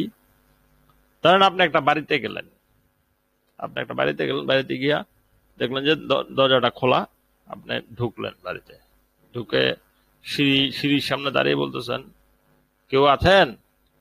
কোনো শব্দ নাই, সরি। তা আপনি আস্তে আস্তে সিঁড়ি দিয়ে উঠলেন, ভাই বাসায় কেউ আছেন? দেখলেন যে না, নিচতলায় কেউ নাই, কোনো লোক বাইরে হলো না। আপনি ঘরের ভিতরে গেলেন, নিচতলায় এদিক ওদিক তাকাইলেন, পাশের ঘরে গেলেন, সেখানেও নাই। তারপরে দেখলেন যে কলটা ছাড়া, আপনি কলটা বন্ধ করে দিলেন, তারপরে বেরিয়ে আসলেন, মানে ডুপ্লেক্স বাড়ি যদি হয়, তারপরে সিঁড়ির সামনে গেলেন, সিঁড়ির সামনে গিয়ে মনে হলো যে দোতলার মধ্যে কেউ আছে। আপনি ধীরে ধীরে দোতলায় যাচ্ছেন, ক্যামেরা আপনাকে ফলো করছে, এবং আপনি একটু ভয়ও পাচ্ছেন যে কি ব্যাপার, এরকম দরজা সব খোলা, দরজা জানলা খোলা, লোক গেছে কোথায়। এবং দর্শকও কিন্তু এটা ভাবতে শুরু করবে, লোক গেছে কোথায়। এই যে দর্শককে আপনি উৎকণ্ঠার মধ্যে ফেলে দিলেন, যে তারপরে কি হবে, বেড়া যে উপরে যাইতেছে আল্লাহ জানে, উপরে কি কেউ বন্দুক নিয়ে বসে রয়েছে, না উপরে গেলে কোন একটা মহিলা বকা খাবে, এই আপনি বাড়িতে ঢুকছেন কেন। তার মানে এগুলো দর্শক হিসেবে আমরা ভাবতে থাকবো, এবং এই যে দর্শকের এক ধরনের উৎকণ্ঠা তৈরি হবে, দ্যাট ইজ সাসপেন্স। এবং আপনি যদি খুব ভালো রাইটার হতে চান, আপনার ডাল রাইটিং না করতে চান, তাহলে আপনাকে ওই সাসপেন্সটা তৈরি করতে হবে। প্রতিটা দৃশ্যে আপনি এই ধরনের সাসপেন্স, মানে দর্শককে এক ধরনের উৎকণ্ঠার মধ্যে রাখবেন, এবং দর্শক তারপর কি হবে এটা চিন্তা করবে। তারপর কি হবে যখন এই ধরনের বাস্তব জীবনে আমরা যদি কোনো ঘটনা সম্পর্কে উৎসাহী হই, তারপর কি হবে চিন্তা করতে শুরু, আয় হ্যাঁ তারপরে কি বলে ভাই এমন হইলো, আয় হ্যাঁ এরকম করতে থাকে। এবং এইটা আপনার সিনেমা হলে যখন দর্শক বসবে, তাকে এই জায়গাটায় নিয়ে যাবেন, দর্শককে। সাসপেন্সটা দর্শকের মধ্যে তৈরি হবে সিনেমার গল্পের পরিস্থিতিটা কারণে। এমন একটা পরিস্থিতি তৈরি করবেন যেন দর্শকের মধ্যে এক ধরনের উৎকণ্ঠা তৈরি হয়। তারপরে কি হবে, যদি ওই খালি বাড়িতে যদি ছেলে ঢোকে তাহলে এক ধরনের উৎকণ্ঠা, যদি একটা মেয়ে ঢোকে তাহলে আরেক ধরনের উৎকণ্ঠা। আপনার মনে হবে মেয়েটা একলা এই বাড়ির মধ্যে ঢুকলো কেন, আরে মেয়ে মানুষ, তুমি এত সাহস দেখাচ্ছ কেন। আপনার দর্শক হিসেবে আপনি এটা চিন্তাই করতে পারেন, আরে সে উপরে যাচ্ছে একলা, সে তো গিয়ে একটা বিপদে পড়বে। ধরেন হরর মুভির ক্ষেত্রে আমরা কি দেখি, দেখা গেল উপর তলায় গেল, গিয়ে দেখলো একটা ভূত বসে রয়েছে, একটা ভয়ঙ্কর দর্শন, একটা ভূত বসে আছে, আমরাও ভয় পাইলাম, ওই মেয়েও ভয় পাইলো। তারপরে যে সে যখন লাফ দিয়ে বেরিয়ে যাবে, দেখা গেল দরজাটা ঢাস করে দরজাটা লেগে গেল। ঠিক আছে, তার মানে আমরা একটা টেনশনে পড়ে গেলাম, হায় হায় দরজা লেগে গেল, তাহলে তো গেছে আল্লাহ, এবার তো মনে করে ভাম্পায়ার খেয়ে ফেলবো, তাই না? তার মানে এইগুলো আপনাকে তৈরি করতে হবে। ধরেন ওই যে জুরাসিক পার্কের মধ্যে কি হয়, যখন আক্রমণ হয় তখন লোকটা, ড্রাইভার লোকটা কি করে, সবার আগে পালায়। পালায় কোথায় ঢুকে, সেই জায়গায় যে টয়লেট আছে সেই জায়গাটায় টয়লেটের ভিতরে ঢুকে বসে থাকে। কিন্তু কি হয় ঘটনাটা শেষ পর্যন্ত যে ঘটনাটা, যে ডাইনোসর যখন সবকিছু ভেঙে ফেলতে থাকে, ওই টয়লেটটা ভেঙে ফেলে। দেখা যায় লোকটা ওই টয়লেট কোমরের উপরে বসা অবস্থায় লোকটা হা করে তাকায় থাকে, ডাইনোসর ওকে কপ করে খেয়ে ফেলে, তাই না? খুব অদ্ভুত একটা দৃশ্য এটা। হ্যাঁ, আচ্ছা, the first stage is the word on paper stage. আচ্ছা, এইটা আপনি একটু ব্যাখ্যা করবো আমরা, আপনারা একটা জিনিসে যাই, তাহলে আপনি বুঝবেন জিনিসটা, এই জিনিসটা আসলে কি। এইখানে আমার একটা ভিডিও আছে, ওই ভিডিওটা থেকে জাস্ট একটা জায়গায় আমি দেখাই, তাহলে একটু বুঝে যাবেন জিনিসটা কি। এখানে সৃজনশীল চিন্তা এবং পদ্ধতি প্রয়োগ একটা ভিডিও টিউটোরিয়াল আছে, ওইটার মধ্যে কিভাবে মানে সৃজনশীল চিন্তাগুলি করতে হয়, আইডিয়া কিভাবে বানাতে হয়, এটার উপরে আলোচনাটা বেসিক্যালি। ওখানে এইখানে পরিষ্কার আছে, আইডিয়াটা হচ্ছে দুই ধরনের, একটা হচ্ছে ব্রিডিং স্টেজ, একটা হচ্ছে ক্রিটিক্যাল স্টেজ। ব্রিডিং স্টেজে কোনো আইডিয়াকে প্রচলিত কোনো মূল্যবোধ দ্বারা বিবেচনা করা হয় না, বরং আইডিয়ার সংখ্যা বাড়ানোর দিকে মনোযোগ দেওয়া হয়। আর ক্রিটিক্যাল স্টেজে কি হয়, আইডিয়াগুলো মূল্যায়ন করা হয় এবং অপ্রয়োজনীয় আইডিয়াকে বাদ দেওয়া হয়। খেয়াল করেন, আমরা প্রথমে যখন এই কোনো কিছু লিখতে যাই, মানে ফার্স্ট ড্রাফট করতে যাই, তখন যেটা করতে হবে আপনাকে, যেটা বলে ফ্রি রাইটিং বলে, এটা আরেকটা শব্দ আছে ফ্রি রাইটিং। ফ্রি রাইটিং হলো যে কোনো কিছু না ভাবে মনের আনন্দে আরাম করে লিখতে থাকা, যা খুশি আমার কি, আমার মনে যা আসে মনের আনন্দে আমি লিখি, এটা হতে পারে, আপনি এটা করতে পারেন। আবার আপনি যেটা করতে পারেন সেটা হচ্ছে যে না, আপনি ভেবে চিন্তে লিখতে পারেন। তো নর্মাল জিনিসটা হলো, যে জিনিসটা এখানে উনি বলতেছে যে ফার্স্ট স্টেজটা হলো কি, ফার্স্ট স্টেজটা হচ্ছে ওয়ার্ড অন পেপার স্টেজ, মানে অন্য শব্দে বলছে, কিন্তু জিনিসটা আসলে কি, ওই ব্রিডিং স্টেজ। আসলে ব্রিডিং স্টেজটা কেমন থাকবে, ব্রিডিং মানে হইলো মানে জন্ম দেওয়া, ঠিক আছে, জন্ম দেওয়ার সময় মানুষ যখন একটা সন্তান জন্ম, তখন কি সে ভাবে সন্তান আমার মোড়া হইব, চিকন হইব, কালা হইব, নাকি হাত পা ওলা হইব, হাত পা ছড়াইব, নাকি বিকলাঙ্গ হইব, নাকি বুদ্ধি প্রতিবন্ধী হবে, নাকি মেধাবী হবে, এগুলো কেউ চিন্তা করে না। বাবা মা তখন চিন্তা করে একটা বাচ্চা হওয়া দরকার, আমার একটা বাচ্চা দরকার, সে যেমন হোক। ব্রিডিং স্টেজ হওয়ার পর তারপর চিন্তা করে, হালার পর হালা, আমার বলা হইয়া তুমি এত গদ্য বইছ, তোমার এত বুদ্ধি কম কেন, তুমি এত কম বোঝো কেন। তার মানে হলো আপনি এখন ওকে কি করছেন, আপনি ব্রিডিং স্টেজে কিছু চিন্তা করেননি, কিন্তু যখন সে হয়ে গেছে, জন্ম নিয়ে গেছে, এখন আপনি ভাবছেন যে এর তো মানুষ করতে হবে, এই গদ্যকে তো মানুষ করতে হবে। তার মানে আপনি এখন ক্রিটিক্যাল স্টেজে আছেন, এবং ক্রিটিক্যাল স্টেজে আপনি ভাবছেন। নর্মালি যেটা হয় যে ব্রিডিং স্টেজে আপনি ফার্স্ট ড্রাফটটা লিখবেন, মানে পুরো স্ক্রিন টেলারটাই লিখে ফেলবেন, ধুমধাম যা মনে আসে তাই লিখে ফেলবেন।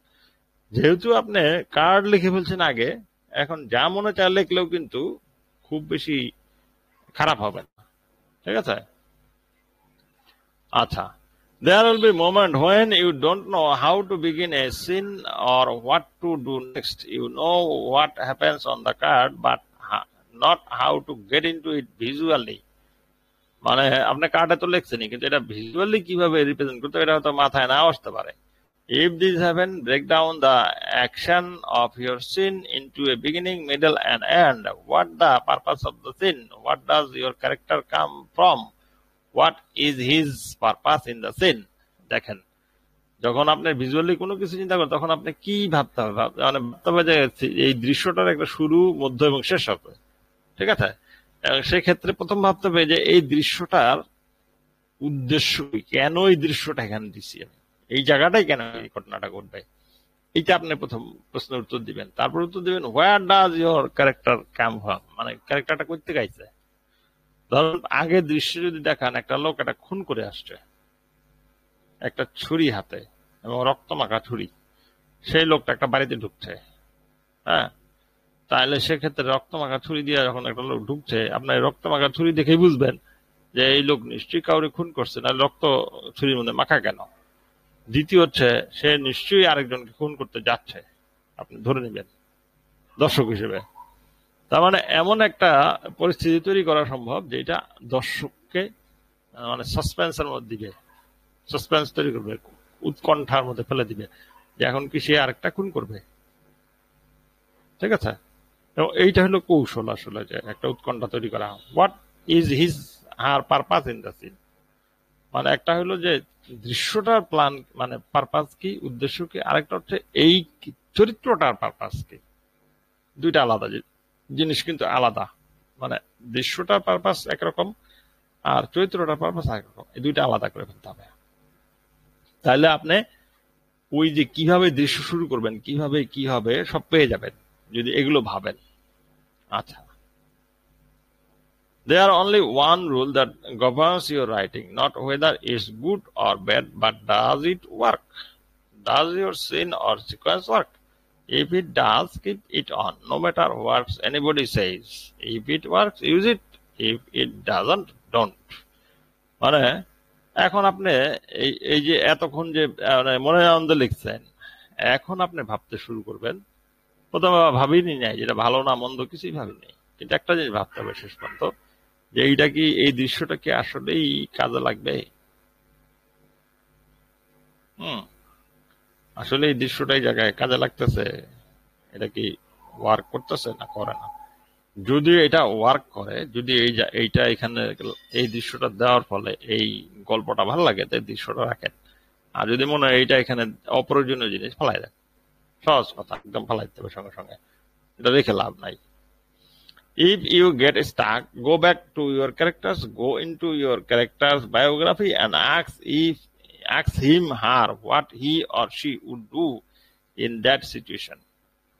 যদি আপনি আটকে যান দৃশ্য লিখতে গিয়া, তাহলে কি করবেন? আপনার ওই চরিত্রটা তো সম্পর্কে লিখছেন, আপনি চরিত্রটা অতীত জানেন, আপনি চরিত্রটার বর্তমান জানেন, আপনি চরিত্রটা সবকিছু আপনি জানেন। সুতরাং সেই চরিত্রটার কাছে যান এবং সেই বায়োগ্রাফিটা দেখেন তার, সে আসলে কে। বলছিলাম দুইটা বায়োগ্রাফি বানাবেন, একটা হলো চাকরি বায়োগ্রাফি আর একটা হলো বিয়ার বায়োগ্রাফি। দুইটা বায়োগ্রাফি, এই দুইটা বায়োগ্রাফি আপনি দেখবেন যে এই চরিত্রটা যে বায়োগ্রাফি বানাইছেন, সেই বায়োগ্রাফিটার মধ্যে কি কি লিখছিলেন।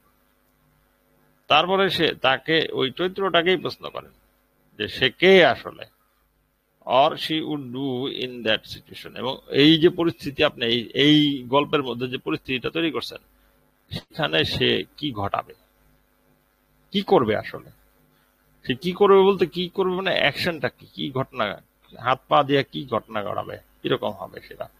আরেকটা হচ্ছে ইমোশনাল, মানে ইমোশন, তার সেই সময় অনুভূতি কেমন থাকবে, সে রেগে থাকবে, সে হাসবে, সে কি মজা করবে, সে কি আপনার মানে কি বলে, সে প্রচন্ড বিরক্ত হবে, এগুলো আপনাকে ভাবতে হবে। তারপরে আগাই, writing is the ability to ask yourself question and get the answer. মানে লেখালেখিটা হচ্ছে যে আপনাকে প্রতিনিয়ত নিজেকে প্রশ্ন করতে থাকা এবং সেটার উত্তর পাইতে থাকা, তাহলে লেখালেখি আগাবে। It may take you 6 to 8 weeks to complete your first words on paper draft.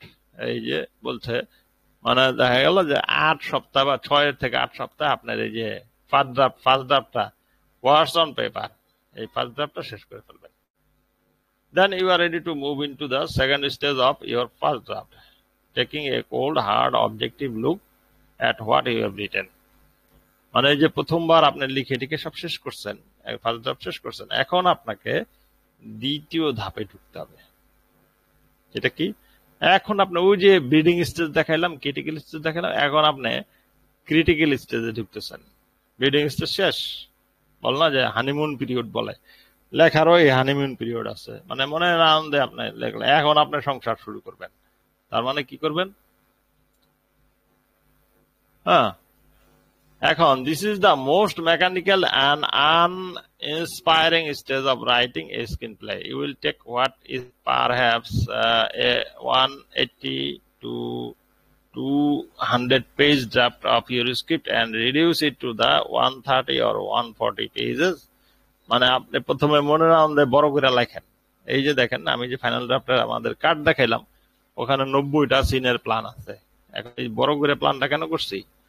এই প্ল্যানটা কমবে, অনেক দৃশ্য ফেলে দেওয়া হবে, আট করা হবে, এই জন্য বেশি করে প্ল্যান করা হয়েছে নিয়ম মেনে। You will cut out some scene, add new ones, rewrite others, make my changes you need to get it into a workable form. It might take you about 3 weeks to do this. মানে এই যে প্রথমে 6 থেকে 8 সপ্তাহ নিলেন, তারপরে যে এই যে আপনি ক্রিটিক্যাল স্টেজে গেলেন এবং সেইটা যে করবেন সেটা হয়তো 3 সপ্তাহ লাগতে পারে। When you have finished, you are ready to approach the third stage of your first draft script. হ্যাঁ, মানে আপনি ফার্স্ট ড্রাফট স্ক্রিপ্টের থার্ড স্টেজে চলে গেলেন একবারে, মানে সাজায় গুছায় রেডি করছেন। This is where you see what you have got, where the story really gets written. মানে স্ক্রিপ্টটা একদম পরিপূর্ণ সাজানো হইলো, ওই রিরাইটিং করে করে সাজাইছেন। You will polish it, accent it, hone and rewrite it, trim it to length and make it all come to life. মানে আপনি এইভাবে পুরোটা পলিশ করবেন, তারপরে সব ভিতরে সবগুলি সাজাবেন, রিরাইট করবেন, ছেটে কেটে সাজাবেন আর কি, জিনিসটা প্রত্যেকটা দৃশ্য ধরে ধরে কাজ করবেন। হ্যাঁ, you will out of the paradigm now, so you can see what you have got to do to make it better. এখন ওই প্যারাডাইম লাগবে না, ওই প্যারাডাইম থেকে বেরিয়ে যান, আপনি আপনার মতো করে আপনি সৃজনশীল মেধা খাটান এবং আপনি ভালো কিছু করার চেষ্টা করেন। In this stage you may rewrite a scene as many as 10 times before you get it right. মানে আপনি ইচ্ছা করলে একটা দৃশ্য 10 বার রিরাইট করতে পারেন, কোনো সমস্যা নাই। তাহলে জিনিসটা কি দাঁড়াইলো যে আপনি স্ক্রিপ্ট রাইটিং এর ক্ষেত্রে দুইটা জিনিস আছে, একটা হলো বিডিং স্টেজ, একটা হলো মানে ক্রিটিক্যাল স্টেজ। এবং সেই ক্ষেত্রে আপনার ফার্স্ট ড্রাফট যখন লিখবেন তখন আপনি বিডিং স্টেজে থাকবেন, মনের আনন্দে লিখবেন, এবং সেকেন্ড ড্রাফট যখন লিখবেন তখন আপনি ক্রিটিক্যালি চিন্তা করবেন। You will discover the scene you like the most, those clever, witty and sparkling moments of action and dialogue might have to be cut when that reduce the script to a workable length. মানে আপনি খুব সুন্দর লেখা লিখছেন কিন্তু দেখা গেল যে আপনি এটা ফেলাই দিতে পারে, কেন? ওই যে বলছেন যে এটা কি ওয়ার্কেবল, মানে এটা কি ওয়ার্ক করে, কাজে লাগতেছে, যত সুন্দর হোক কাজে না লাগলে বাদ, ওটা রাখা যাবে না।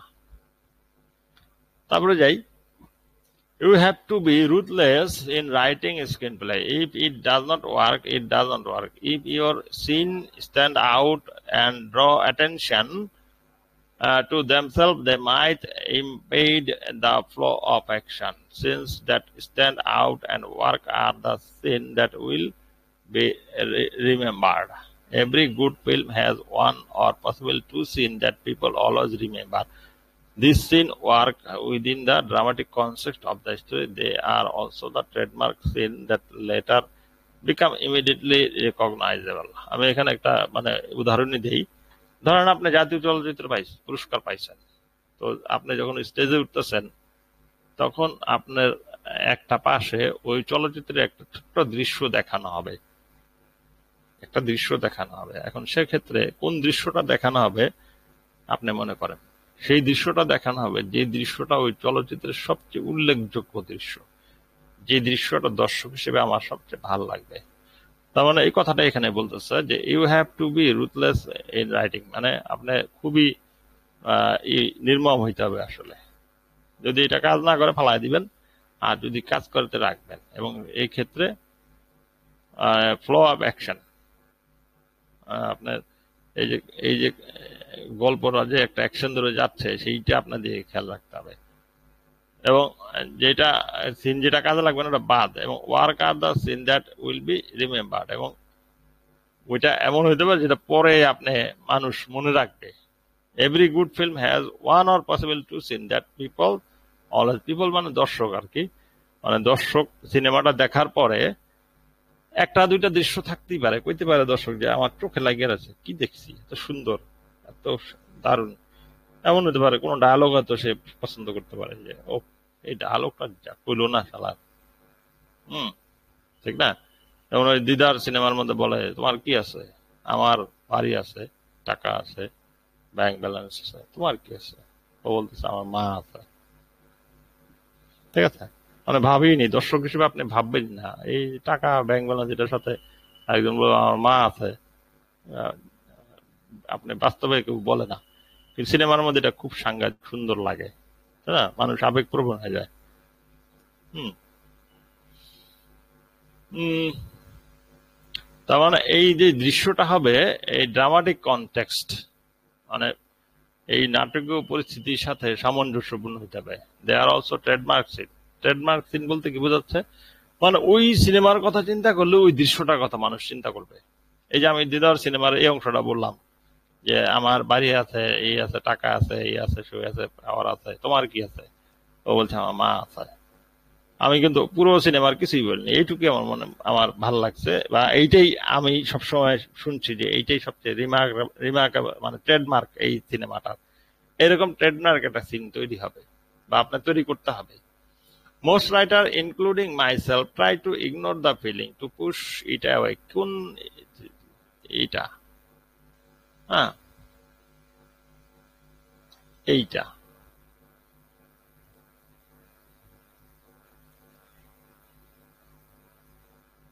আচ্ছা, এইখানে মানে এমন একটা সময় হবে যে আপনার মনে হবে যে আপনার লেখা আর আগাচ্ছে না। হ্যাঁ, এবং সেইটা কি আমি একটু দ্রুত বলে যাই, অনেক বড় লেখাটা, চ্যাপ্টারটা অনেক বড়। এইটা হইলো যে আপনি একসময় মনে হবে যে আপনি মানে লেখাটা আসলে স্টাক হয়ে যাচ্ছে এবং লেখাটা বন্ধ হয়ে যাচ্ছে। সেই সিচুয়েশনটা আসলে কি বলে এটাকে? সেই সিচুয়েশনটা হলো রাইটার্স ব্লক। মানে রাইটারদের একটা বড় শত্রু হলো রাইটার্স ব্লক। রাইটার্স ব্লক কি, যে আপনি লিখতে যাচ্ছেন কিন্তু বাট আপনার কলম থেকে বা আপনার কিবোর্ড থেকে কোনো লেখা বেরোচ্ছে না, হচ্ছে না, আপনি লিখতে পারতেছেন না। Writer's block. If you are writing a story and do not know what emotional forces are working on your character, it is very easy to run up against the wall and keep going around in circles, ultimately falling into the well known as writer's block. মানে আপনি আর লিখতে পারতেছেন না, এটা writers block. আচ্ছা, সেটা সেটা হইলে কি করবেন আপনি? হ্যাঁ, no wonder it's call writer's block. আচ্ছা, রাইটার্স ব্লক বুঝলাম। It's a universal problem. How you get out of it varies from person to person, script to script. But first thing to do is to admit you have a problem and that is not going to go away until you deal with it, confront it head on. That's just one of the truth of life. মানে এইটা সারা দুনিয়ার সমস্যা রাইটারদের, যে ভিন্ন রকম হইতে পারে বিভিন্ন স্ক্রিপ্টের ক্ষেত্রে, বিভিন্ন রাইটারের ক্ষেত্রে, কিন্তু আপনাকে প্রথমে স্বীকার করতে হবে যে এটা একটা সমস্যা, তারপরে এটার সাথে আপনার ডিল করতে হবে আর কি। কিভাবে ডিল করবেন এখন আমরা এটা দেখি একটু, কি লিখতে আসলে। First go to your screenplay pages and take out the separate piece of paper and label it the critic's page. এখানে একটা কৌশল উনি বলছে যে একটা ক্রিটিক পেজ লিখতে হবে। ক্রিটিক পেজটা কি, যে আপনি যেই স্ক্রিপ্ট লিখছেন সেটার একটা সমালোচনা লিখবেন। As you start writing the script, every time you become aware of the negative comments, thought, or judgment, just write it down on the critic page. Number the comments, label them just as if you were keeping a journal or marking a shopping list.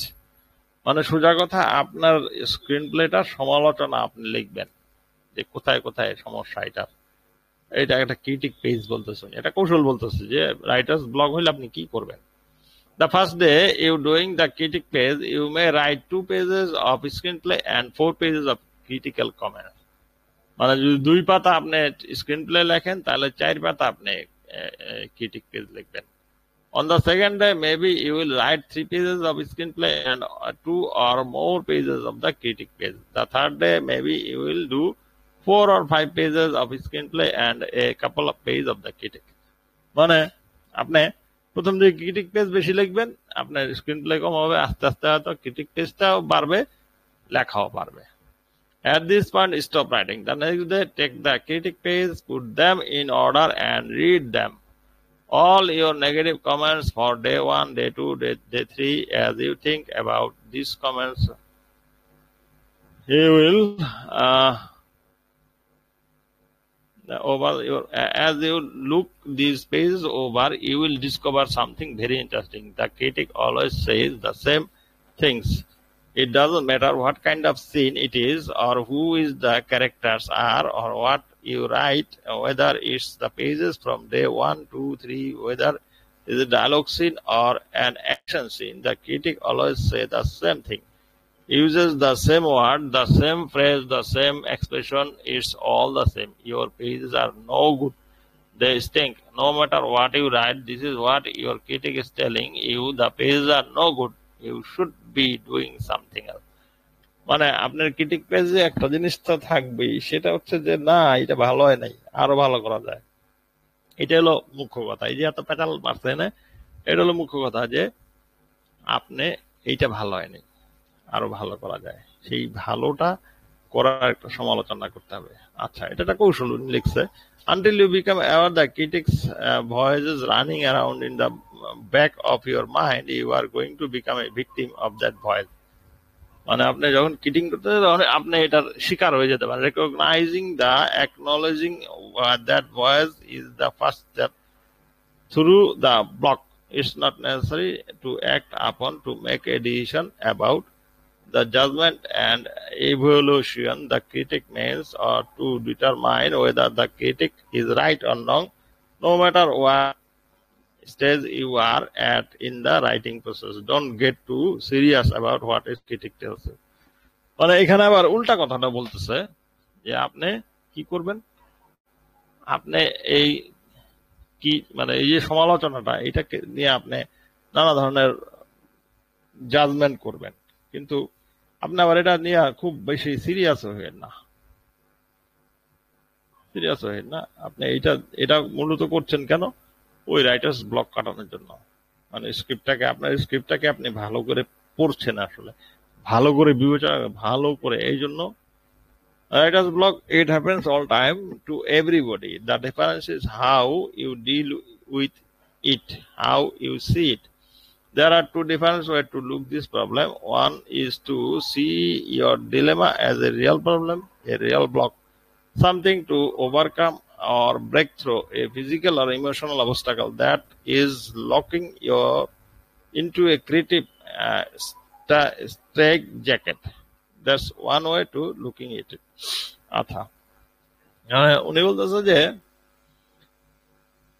এটা একটা মানে সত্যিকারী সমস্যা হিসেবে দেখা, এইটা একটা বিষয়। আর আরেকটা হচ্ছে and that is to see the audio as part of the writer's experience.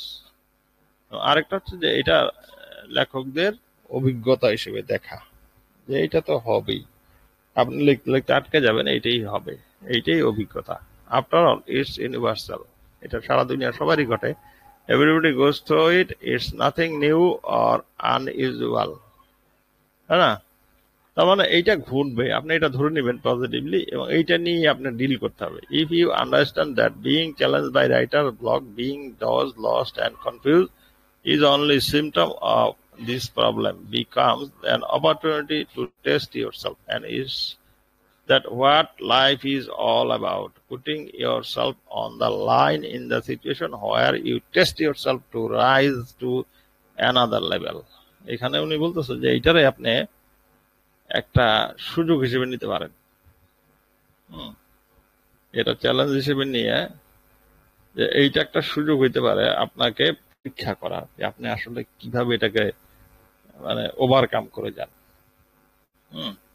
এবং এটা কি হচ্ছে, it's simply an evolutionary step along the path of the screen writing process. মানে এইখানে আপনার কি হতে পারে, আপনার এইখান থেকে মানে আরো ভালো ক্রিয়েটিভ কিছু বেরোতে পারে। আচ্ছা, এখানে অনেক কথাই উনি বলছে। আমরা if you are working on a particular scene, for example, you may need to rewrite it or change the point of view of your character. মানে আপনি যদি একটা দৃশ্য নিয়ে কাজ করেন তাহলে এটাকে একদম নতুন করে লিখতে হতে পারে, অথবা ক্যারেক্টার যে পয়েন্ট অফ ভিউ সেটা বদলাই দিতে পারে। দেখা গেল বাপে হয়তো রাজি হয়ে গেল, ঠিক আছে যা, ওরকম হইতে পারে। Keep writing day by day, page by page. The more you do, the easier it gets. When you are almost finished, perhaps 10 or 15 pages from the end, you might find you are holding on. You might spend 4 days writing one scene or one page. আচ্ছা, অনেক বেশি পেঁচাল উনি বলছে যে এইটা হইতে পারে সেটা হইতে পারে, উদাহরণ দিয়ে বলছে যে শেষ দিকে গিয়ে এমন আটকে যেতে পারেন, সেটা হইতে পারে। তো যাই হোক, মানে রাইটার্স ব্লকটা আমরা বুঝে গেলাম। রাইটার্স ব্লকটা হচ্ছে যে লিখতে লিখতে আপনি আটকে যাবেন, তারপরে আটকে গেলে আপনি আবার পুরোটাকে রিসার্চ করে আসবেন, আপনার স্ক্রিপ্টটাকে আবার পড়বেন।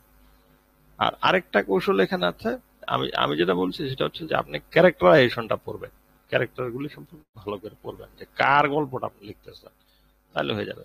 কার্ডগুলি নিয়ে বসবেন, তাইলে হবে। হ্যাঁ, the art of script writing is finding places where silence work better than words. মানে মানে যখন এই অনেক সময় কি হবে যে এই সাইলেন্স থাকাটা, নীরবতাই আপনার শব্দের চেয়ে বেশি কথা বলবে। আচ্ছা, কিভাবে কথা বলবে দেখি। আচ্ছা, আমরা এই চ্যাপ্টারটা শেষ হয়ে গেছে। আমরা এখানে যে জিনিসটা হইলো, আমরা এইখানে একটা আছে, কথা আছে। এই কথাটা, এই যে এই কথাটা না,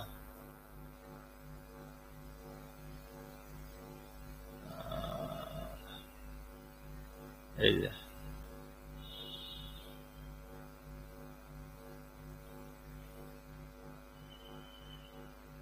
সেটা হলো যে আপনি অনেক কথা বলছেন, সেটা না বলে এমন হইতে পারে যে আপনি 2টা ডায়লগ বলেই আপনি সেটা সেরে ফেলতে পারেন। পুরো দৃশ্যের মধ্যে অনেক কথা, অনেক পেঁচাল ফেলায় যে আপনি 2টা ডায়লগ। উনিও তাই করলো, উনিও অনেক পেঁচাল পেরে এসে শেষ পর্যন্ত এই কথাটাই বললো যে 2টা ডায়লগ দিয়ে আপনি সেরে নিতে পারেন। তাহলে উনি এত কথা বললো কেন? উনি নিজেও কিন্তু অনেক পেঁচাল পারলো। তো এই ইয়েটা মানে মূল জিনিসটা হলো যে আপনি লিখতে গেলে আপনাকে 2টা জিনিস মাথায় রাখতে হবে। আপনারা বুঝলেন কিনা, আপনারা যদি একটু নিজেরা শেয়ার করেন জিনিসটা আসলে শেষ পর্যন্ত আপনি বুঝলেন কিনা এটা আসলে কি। এই চ্যাপ্টারটা আসলে কি সম্পর্কে বলছে এটা আমি একটু সাম আপ করে দিই, আপনারা তারপরে ইয়ে করেন, বলেন। আসলে এটা হলো, চ্যাপ্টারটার নাম হচ্ছে writing the screen play. Writing the screen play এই চ্যাপ্টারে উনি যেটা বলতে চাইছে যে লেখা, আপনি যখন সত্যি সত্যি লেখালেখির টেবিলে বসবেন তখন আসলে আপনি কেমনে কাজটা করবেন। প্রথম হচ্ছে শিডিউলটা বলছে যে কবে, কোন সময়, কিভাবে, কতদিনে শেষ করবেন এটা। আরেকটা হচ্ছে যে কিভাবে কতটুকু লিখবেন প্রতিদিন, এটা বলছে যে প্রতিদিন কতটুকু হারে লিখবেন। তারপরে বলছে যে লেখালেখি করতে গিয়ে আটকে গেলে আপনি কি করবেন, আটকে গেছেন তারপরে আপনি কি করবেন। আটকে যাওয়ার ক্ষেত্রে আপনাকে ওই ইয়েটা মানে ক্যারেক্টার গুলো দেখতে হবে এবং নতুন নতুন আইডিয়া লাগবে। আচ্ছা, আর আমি যেটা বলছি যে আপনি যখন ফার্স্ট ড্রাফট লিখবেন তখন হচ্ছে মানে ব্রিডিং স্টেজ, মানে আপনি তখন মানে শুধু ওয়ার্ড অন পেপার, যেটা উনি বলতেছে যে আপনি শুধু লিখে যাবেন, চিন্তা করবেন না কি লিখছেন, ভালো মন্দ কিছু চিন্তা করবেন না, লিখতেই থাকবেন, লিখে শেষ করবেন। আর যখন আপনি লিখে সেকেন্ড ড্রাফটে যাবেন তখন আপনি ক্রিটিক্যাল চিন্তা করতে শুরু করবেন। এই হচ্ছে মোটামুটি আলাপ। এবং রাইটার্স ব্লক নিয়ে কথা বলছে, রাইটার্স ব্লকটা ছুটাইতে হবে যে কোনো মূল্যে, মোটামুটি এই আলাপ। এবং শেষে যিনি যেটা কথা বলছে যে যদি অল্প লিখে আপনার বড় কাজ হয়ে যায় তাহলে আপনি বেশি কথা লিখবেন না।